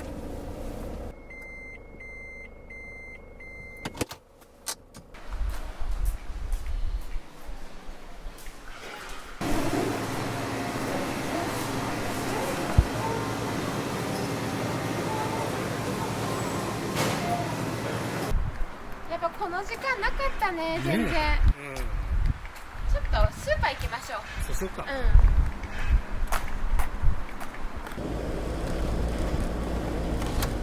うん。面白い名前のスーパーだね。ねえ。大阪屋。大阪屋。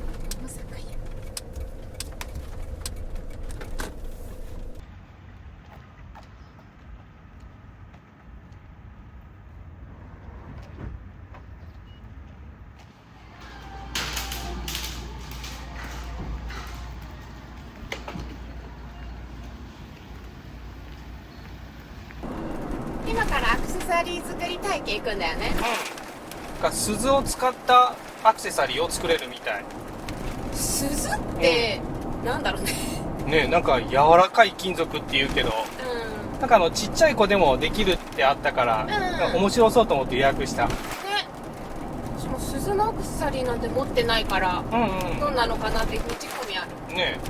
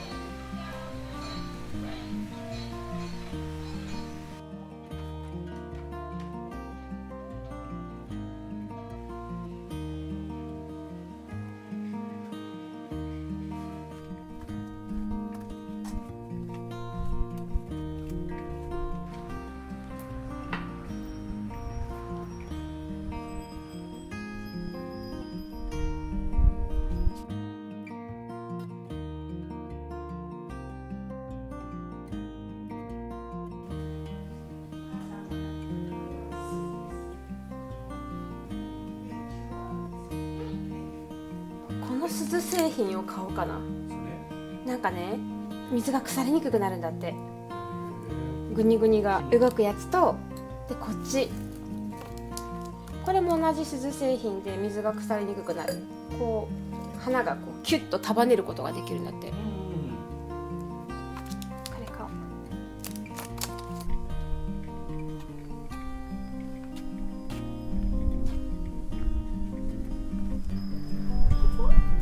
ここだね。ね、アクセサリーがめちゃくちゃおしゃれなんだけど。本当だ。こんなん作れるんかね。まだ1時間があるんだけど、そっか、ちょっと早いか。でもこう喫茶もやってみるみたいだから。ちょっとお茶しますか、時間まで。そうしようか。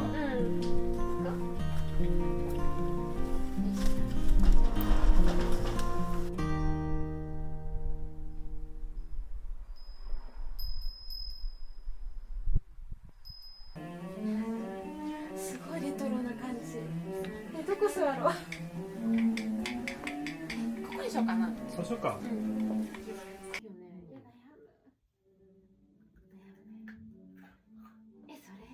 いや、わかるよ。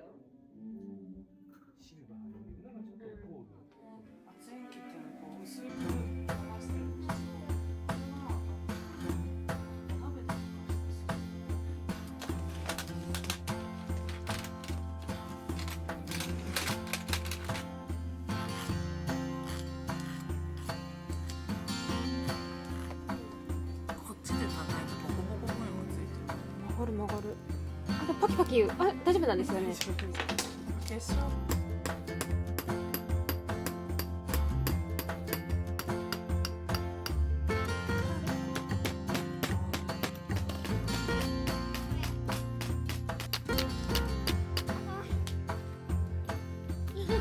可愛いね。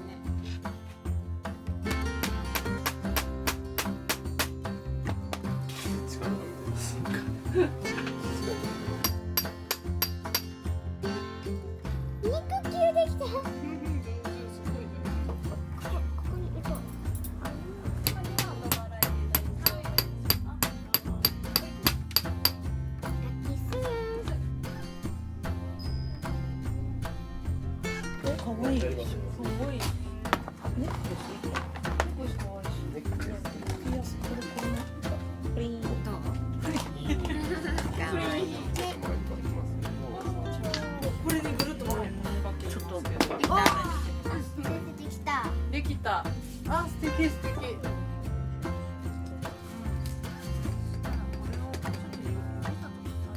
完成。可愛くできたね。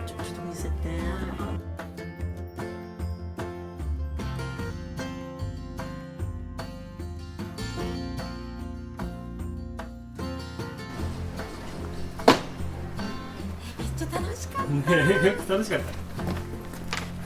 た。しかもさ、お店に置いてあるものも可愛かったからさ、買っちゃった。ね。っていうか、ちょっと降ってきたぞ。ああ、本当だ。ちょっともう行こうか。そうだね。あんまりグラグラしてもざっときそうだもんね。この後は？この後もうおあ、ほら、よし。今日暑かったからめっちゃ汗かいた。温泉入ろう。ね。イエーイ。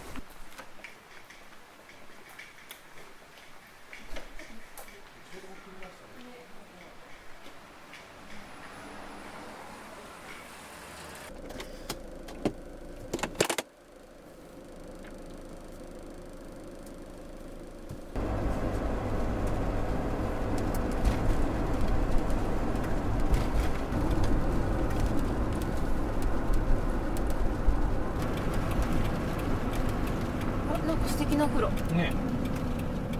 タコ温泉。よ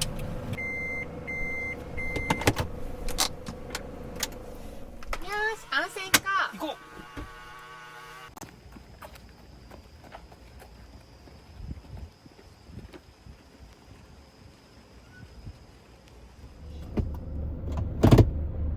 う。じゃあ寝床に行きますか。うん。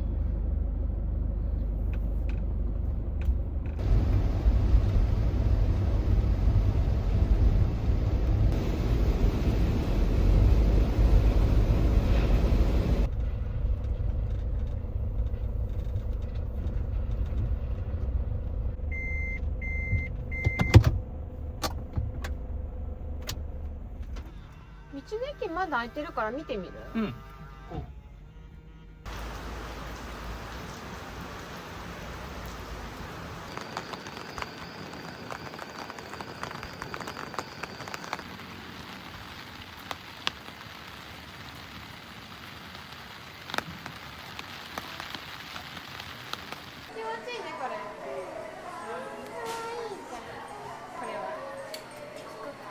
た。これすごいよ、見てママこれ。見て見て。のび太。伸びたのぬいぐるみだ。他にもしずかちゃんとか、ジャジャジャや。もうジャイアンもいるんだ。白エビのさ、うんせんべい美味しいから欲しいんだけどさ、ここはドラえもんで行こうかな。ドラえもんのやつなんだ。うん。へえ。他にもいっぱい種類あるんだけど、まあ、せっかくだから、うん。ね、可愛いし。これにしようか。うん。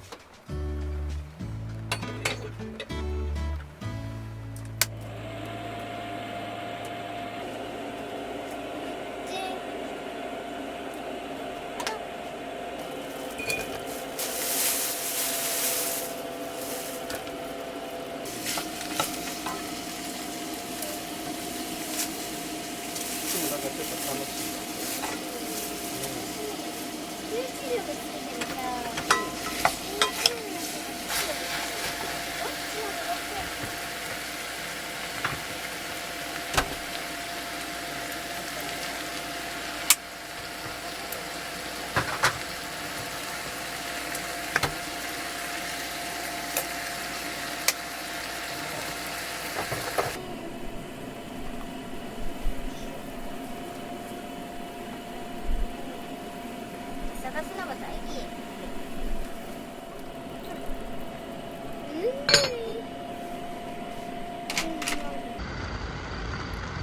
ほんとめちゃくちゃ部品が細かい、ちっちゃいね。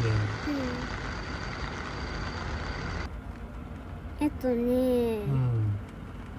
これと、うんこれのさ高さとか。違うの。ほんとだ、微妙に違う。細か上手上手。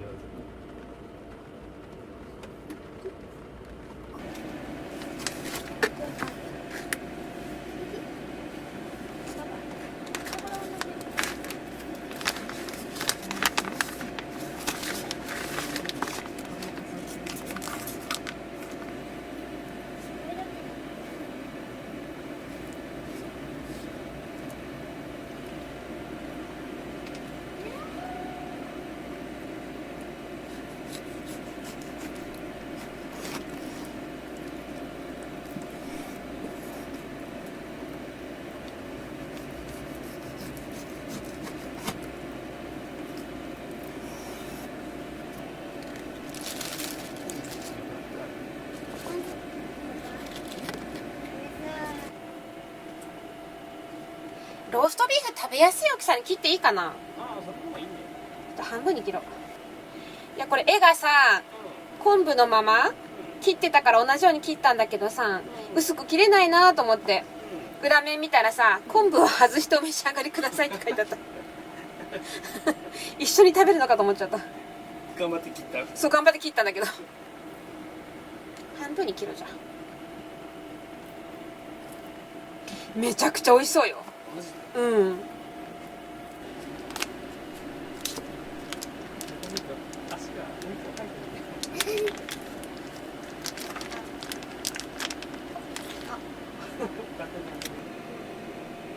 番終わり。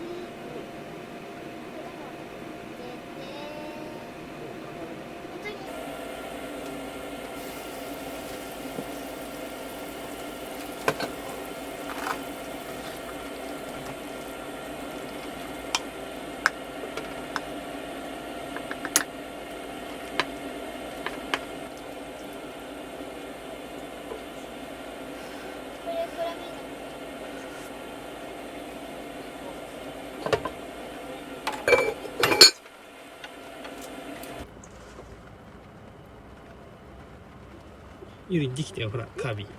本当だ。完成。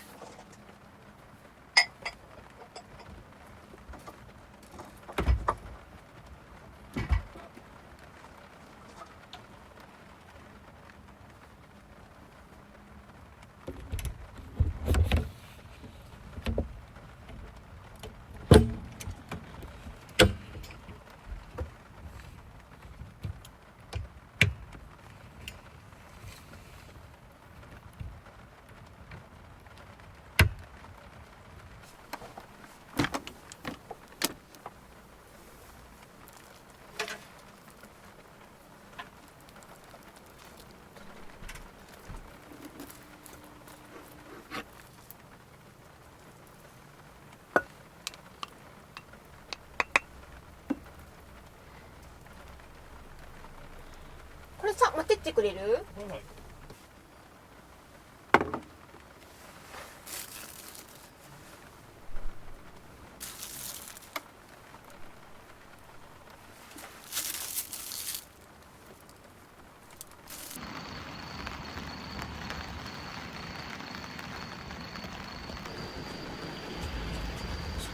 おいじゃんタレがこぼれそう。よしめっちゃうまそうじゃん。ね、さあ食べよう。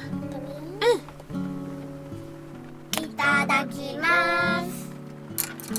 じゃあ早速ローストビーフから食べよどうぞ。どう？う。めっちゃ美味しくない？うまい。お肉の昆布締め私初めてなんだけど、うん。めっちゃ美味しいよね。全然無理でしどうそれ？美味しい？ママ食べてみよう。うん。あ、割としっかりエビの味する。ょ。あ、そうなんだ。うんうん。美味しいね。これ鮭の炊き込みご飯。そうだよ。これと豚汁の組み合わせ最高じゃない？うん。ゆりすごい食べてくれるね、炊き込みご飯。それ好き？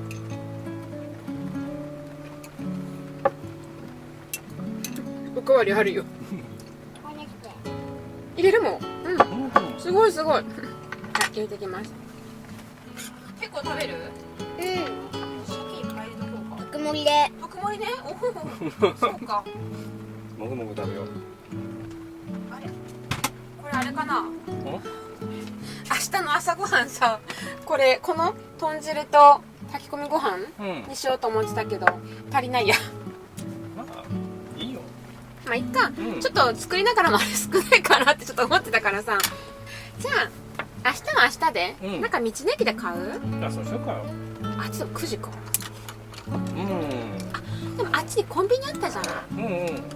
まあ2人が9時よりもすんごい早く起きたら、コンビニで朝ごはん買って、まあゆっくり起きたら、道の駅で買おう。じゃあ道の駅だな。絶対。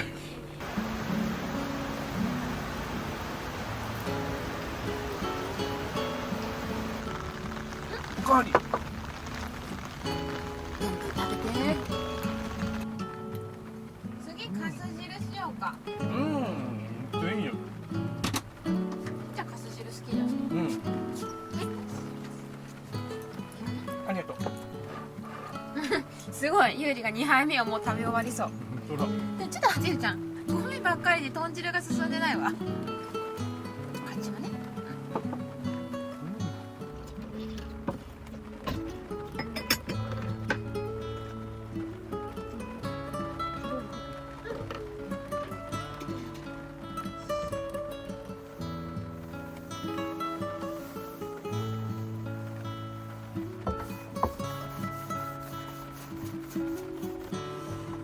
バドルにこれ見ながら。手がピンクで、これが薄いのピンク。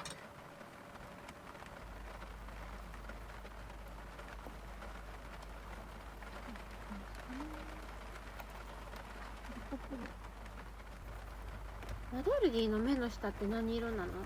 ほらこれカービィ水色じゃん。茶色。あ、茶色なんだラドルギーは。キツネと豚が海辺で拾ったものは何？キツネ豚。違う。なんでそれ？なんだそれ？海辺で拾ったもの？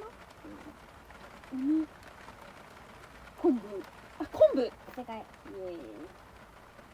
棒は棒でもデコボコが何もない怖い棒はツルツル棒。何？違う。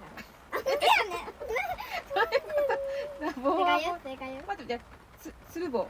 つる棒。違う、滑る棒。違う。違うよ。うん。手がああ、お化けのこと。棒。もう妖怪だから。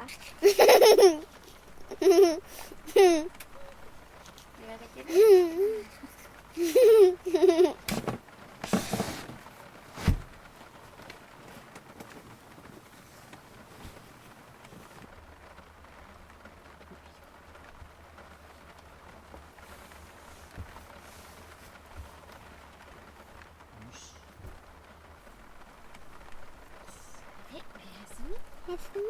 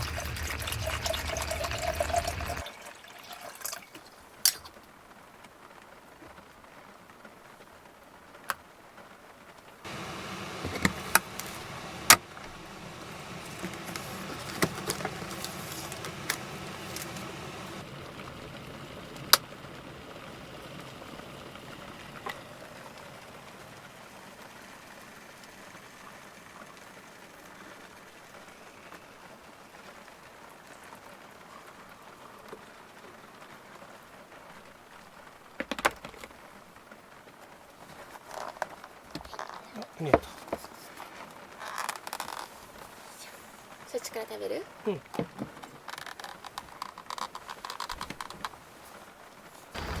イーツのせんべいもいっぱいあったけど、あんバターのお菓子もいろいろあったよね。ああ、白エビのいい香り。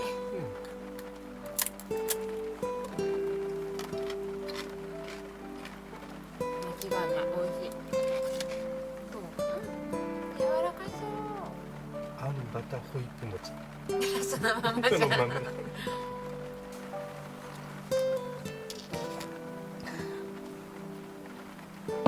かもうすっかり秋だね。ねちょっと寒くなってきたね。ねえ。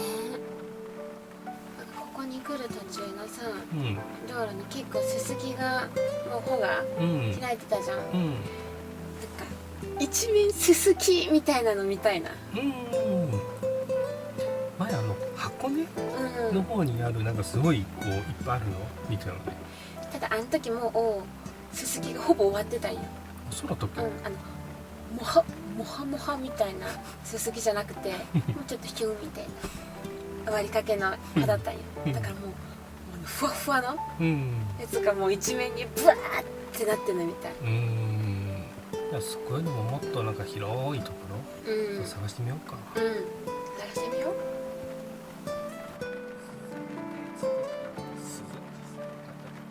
あ風鈴、あれ風鈴買えばよかったかな。すっごい可愛かったよね。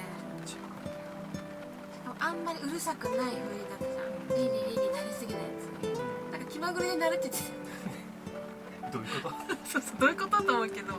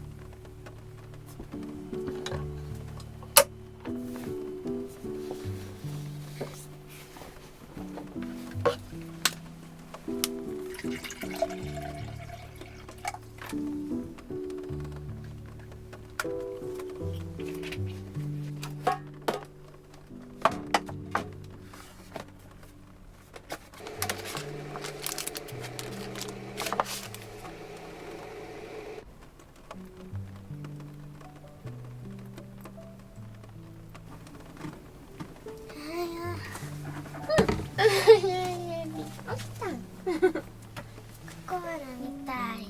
コカナみたい？コカナのか。寒い？ちょっと寒いか。分かった、ここおいでよ。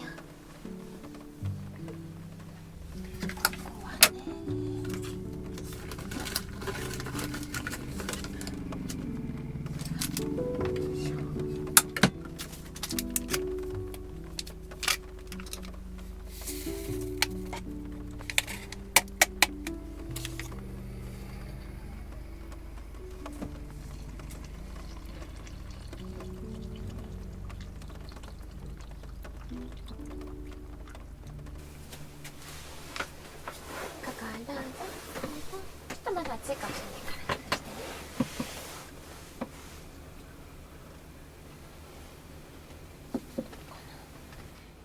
らもうちょっとしたらさ、もう道の駅開く時間になるから、ゆりがもっと早く起きてたらさ、道の駅開いてないから、あそこのコンビニで朝ごはん買おうかなと思ったんだけど、もうちょっと待ってさ、道の駅で買うでもいい？いいよ。まあ、冷めたんじゃないここは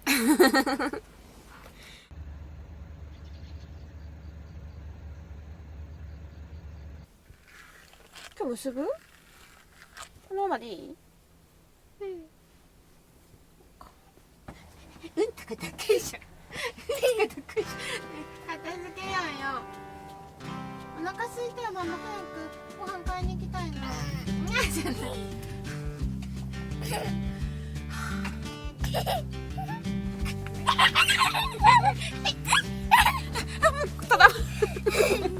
畳むの諦めた畳むの諦めた。こうやっちゃえばいいんだもう。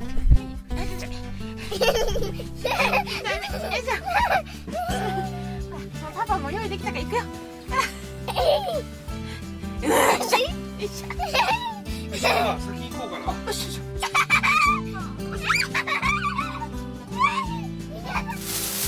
朝ごはんにちょうどいいなったね。ね白エビ飯。え、ねえ、うまそう。レンジで5分でできるって。うん。これとさ、のどぐろのお味噌汁。うんうんうん。これで朝ごはんにしよう。うん。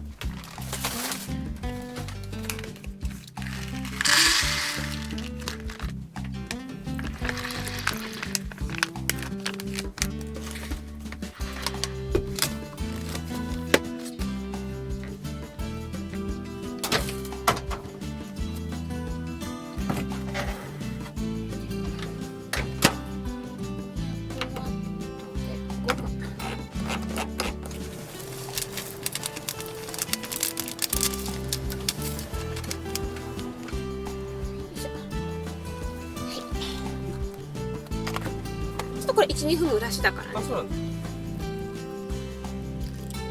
写真までくれる。うん。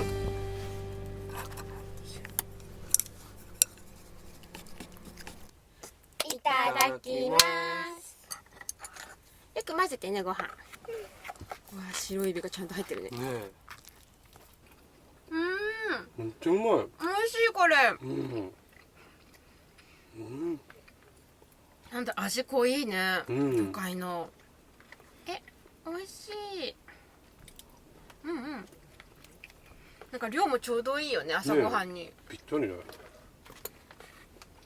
のどぐろのお味噌汁は？うまっ。うん。どうより。美味しいね。今日の朝ごはん美味しいね。うん。ここに来たらこのセットだな、朝ごはんは。富山うまい。ねえ。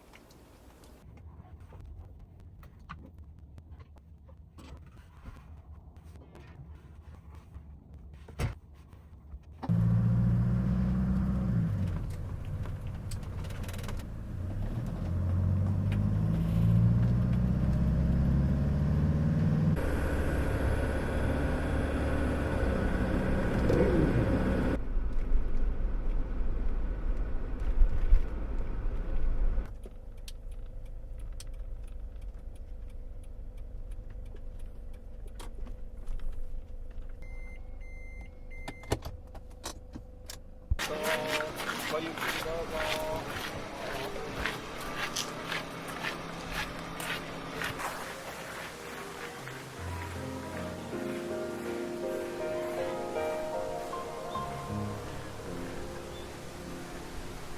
門からじゃ分かんなかった。ね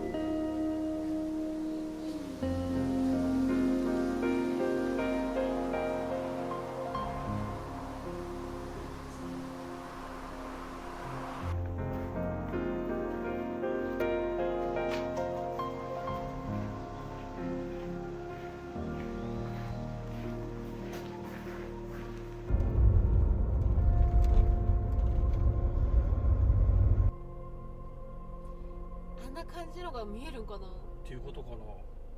見たい。とりあえずあの写真ほど今晴れてないのがちょっとね。あ、まあね。うん。行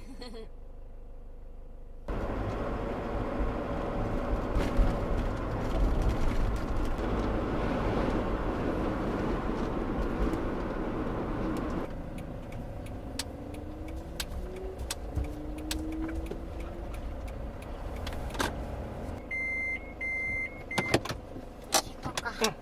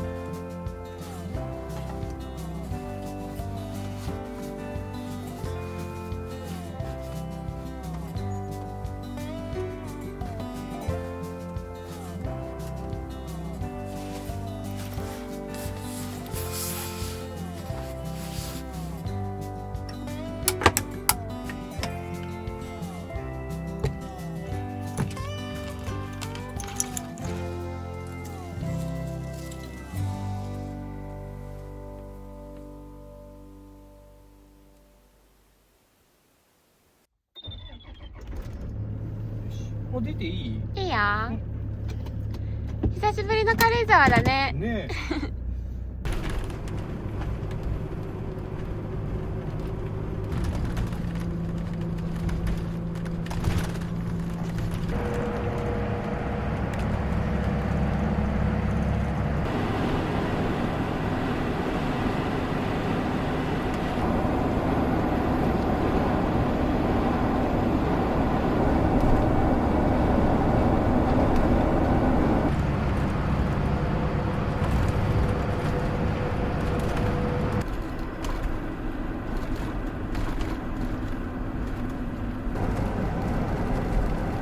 今日は浅間山が見えないね。ね分厚い雲で隠れてるわ。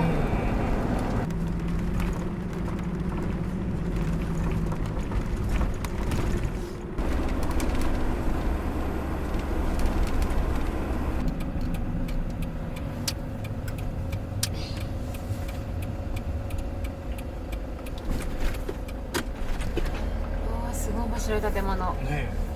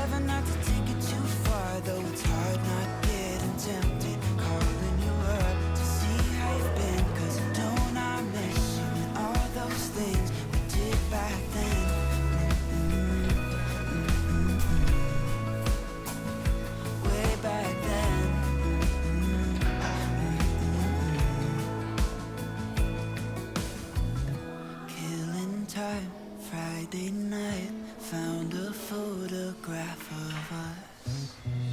I can't remember what we did that time. We were spending one night in Venice.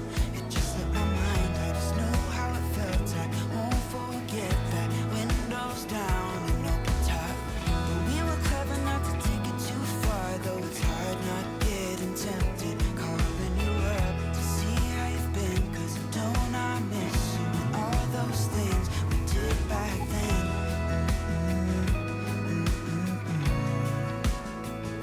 Way back then.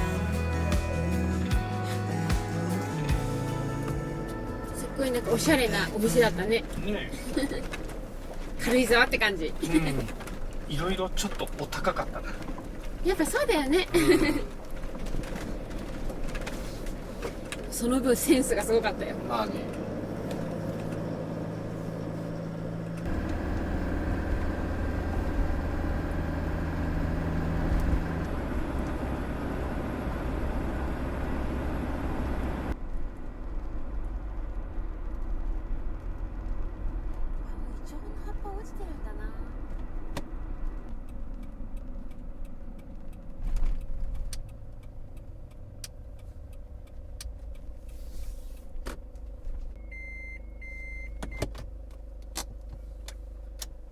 大丈夫かな。大丈夫かな。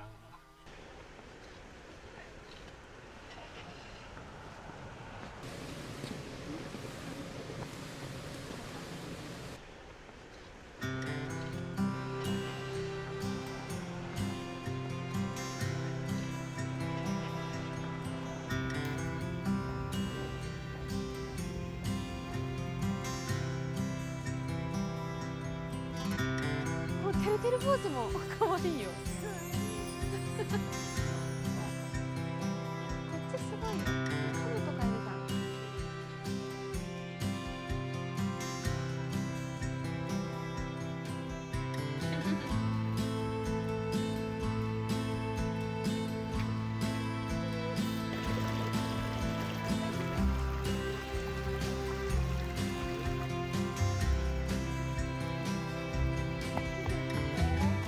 綺麗だね。真っ赤。いっぱいやってみ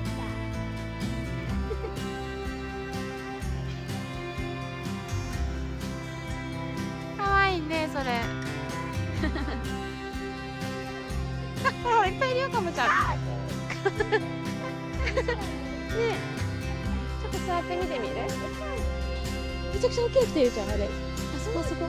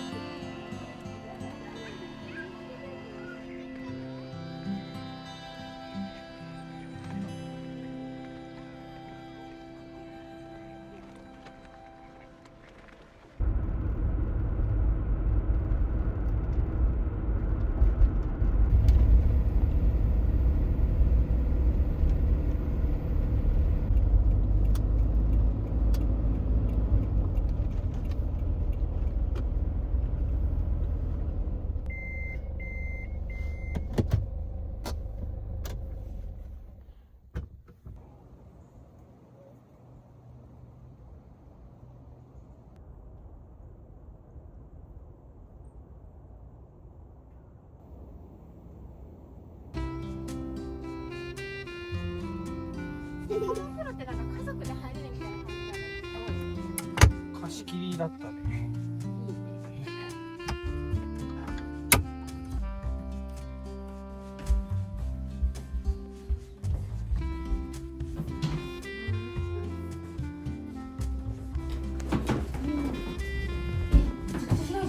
広い？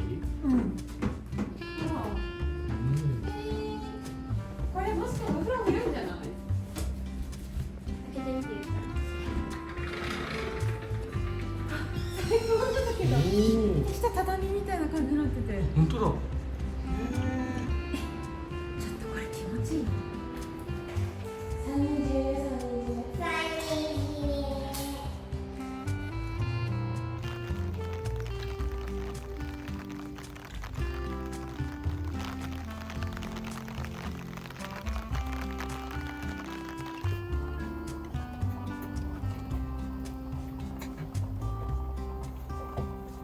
じゃあ片付けを流していい？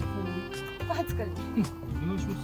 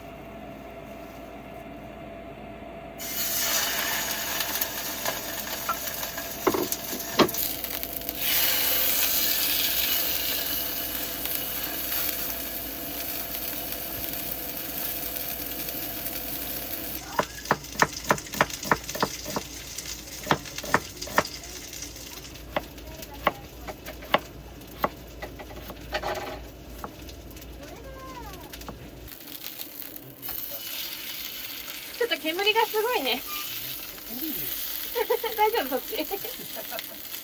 まあ俺に匂い好きだからいい。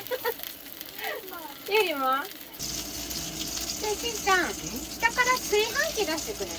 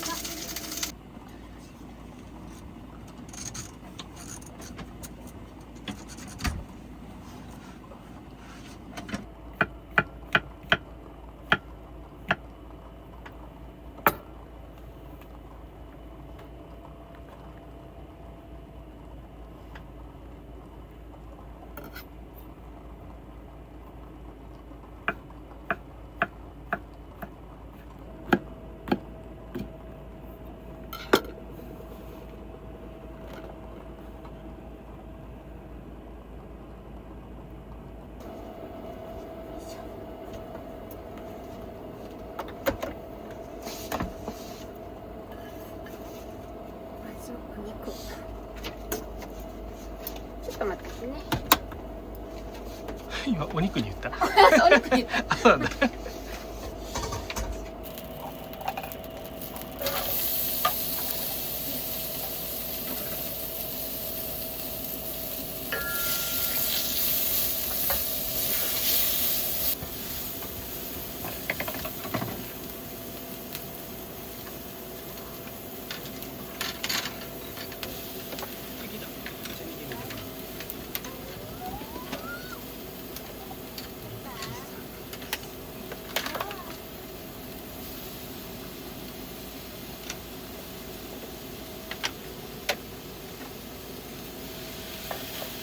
これから作業を始めます。お願いします。キノコ持ってくね。蜂の鳥よ。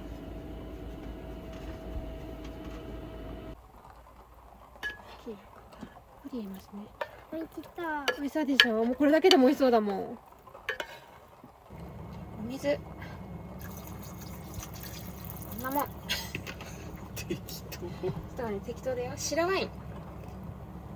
水より。ちょっと少なめ。半さめ。ほぼ入れる。あ、多いですそれは。で、最後にお庭で採れたタイム。あ、庭で取れたんだ。そうだよ。で、しんちゃんこれ炊飯してくれる？なんか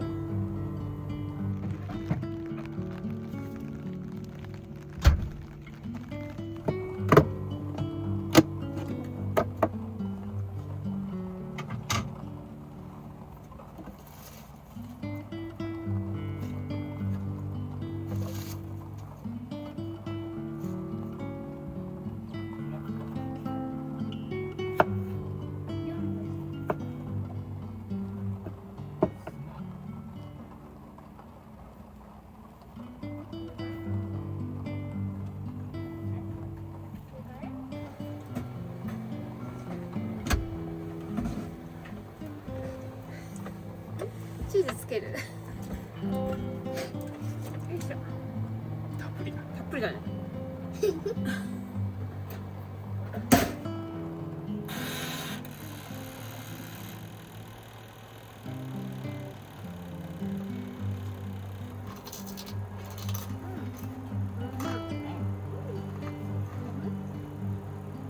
あった。うまっ。うん、うまい。というけど激うま。美味しいね。レモンチーズめっちゃ合うんだよね。今からもっと美味しいのできるからお腹いっぱいにならないように食べてね。うん。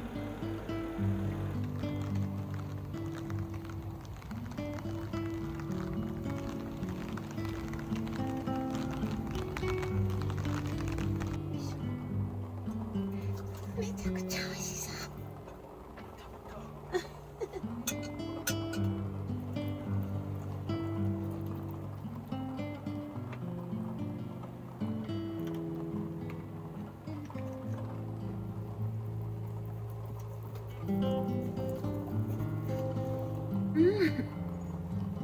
お肉が美味しそうすぎるんですけど。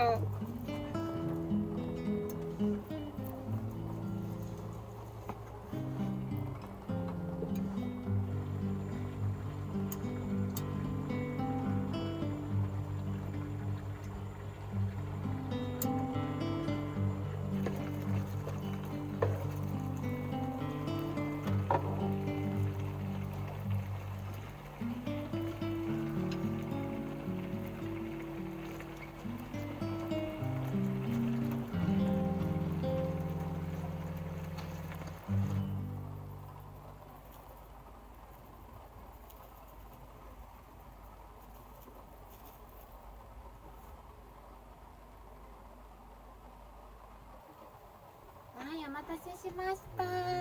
おめっちゃうまそう。すごいそうだよね。すごい。食べましょう。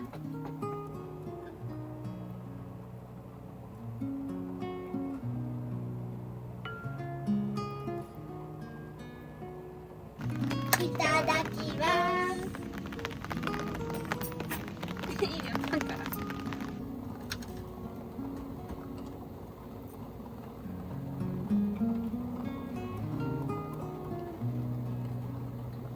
みんなありがとうわ。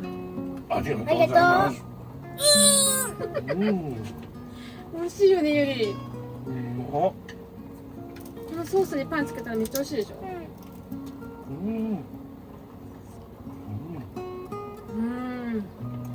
これは何回も作ろう。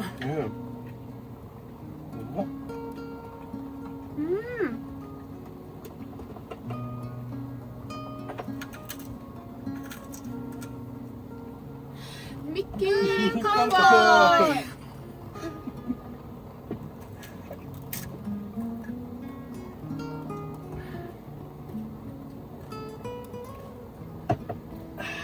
ワインです。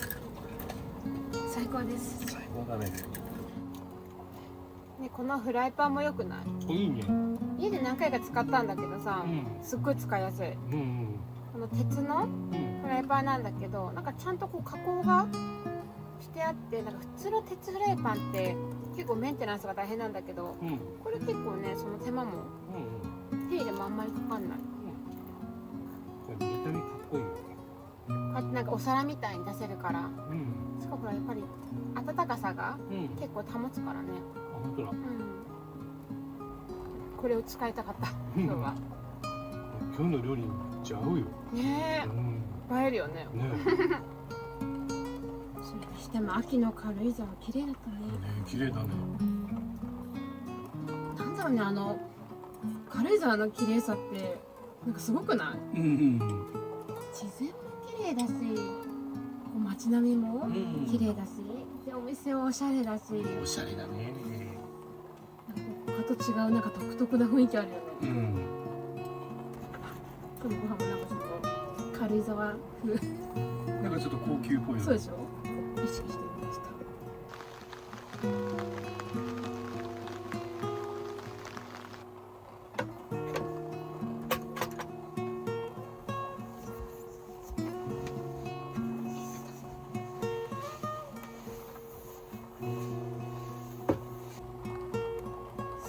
スケート。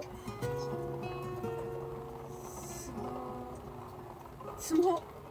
相撲。相撲。違う。あ、違う。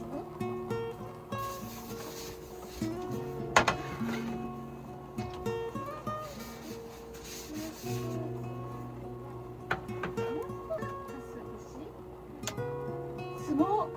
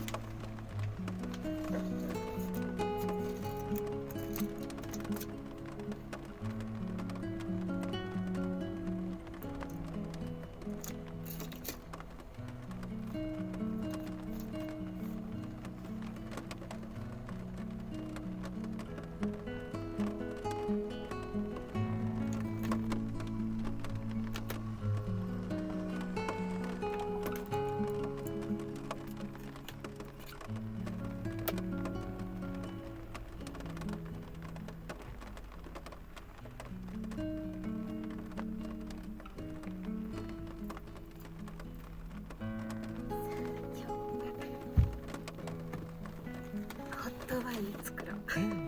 久しぶりしかもちょっといろいろ入れてみてサングリア風にする。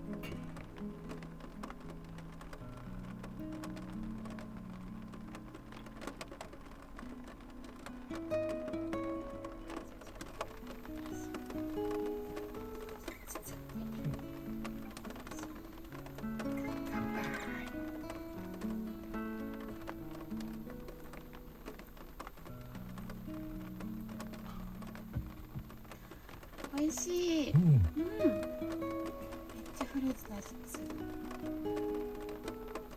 実はナッツもいいけどこっち食べてみて。これは？私たちが好きなさ市田柿のミルフィーユあるじゃん。うん。あれってバターが入ってるじゃん。うん。これはただの市田柿のドライフルーツっていうのうん。買ってたからそれにこうクリームチーズをつけてみる。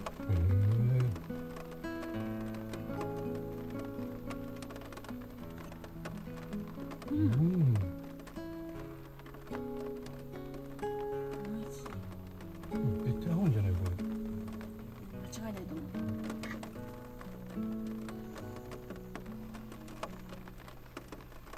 あ、美味しい。すっごい美味しいんだけど。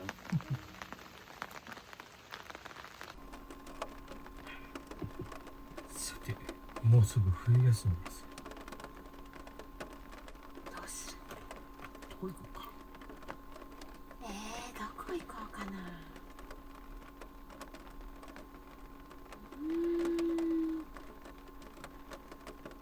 まあ遠出はするよね。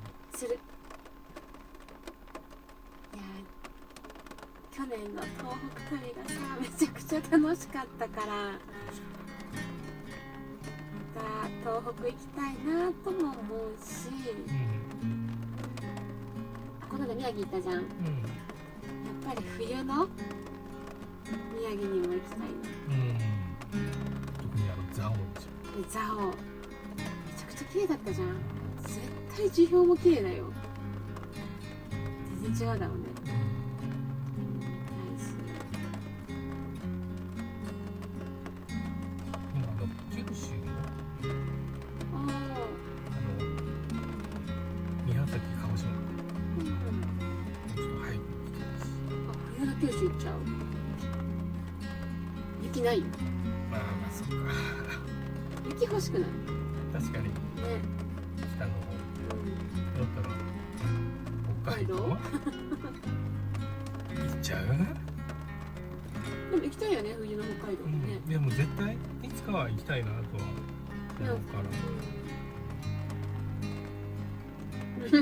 ら。どこ行こうか。悩むね。これは悩むね、だいぶ。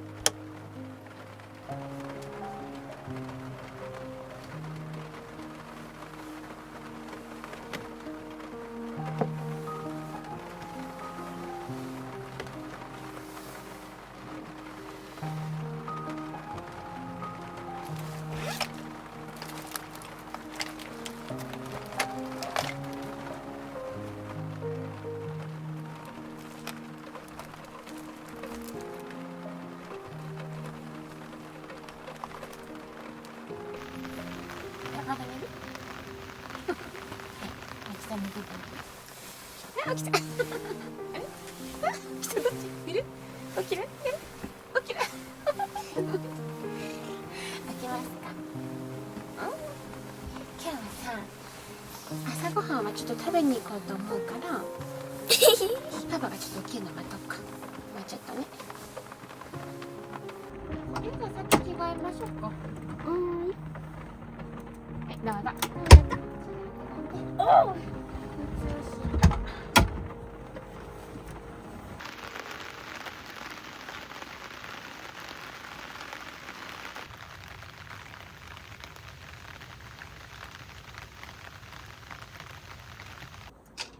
今日すごい雨だね。めっちゃ降るね。そうかな、朝ごはん食べに行こうと思ってるお店、なんか2つ候補があって、1個はめちゃくちゃ有名な旧軽井沢沢村っていうところ、もう1個はなんかちょっとこう森というかさ、公園の中にあるみたいな感じのすごく雰囲気のいいところで、どっちも行きたいんだけど、多分沢村はもうめちゃくちゃ混むんよ。ほう。この時間に行っても無理かな。そんな人気なんだったらちょっとね。もう一個のお店行ってみようかな。そうする？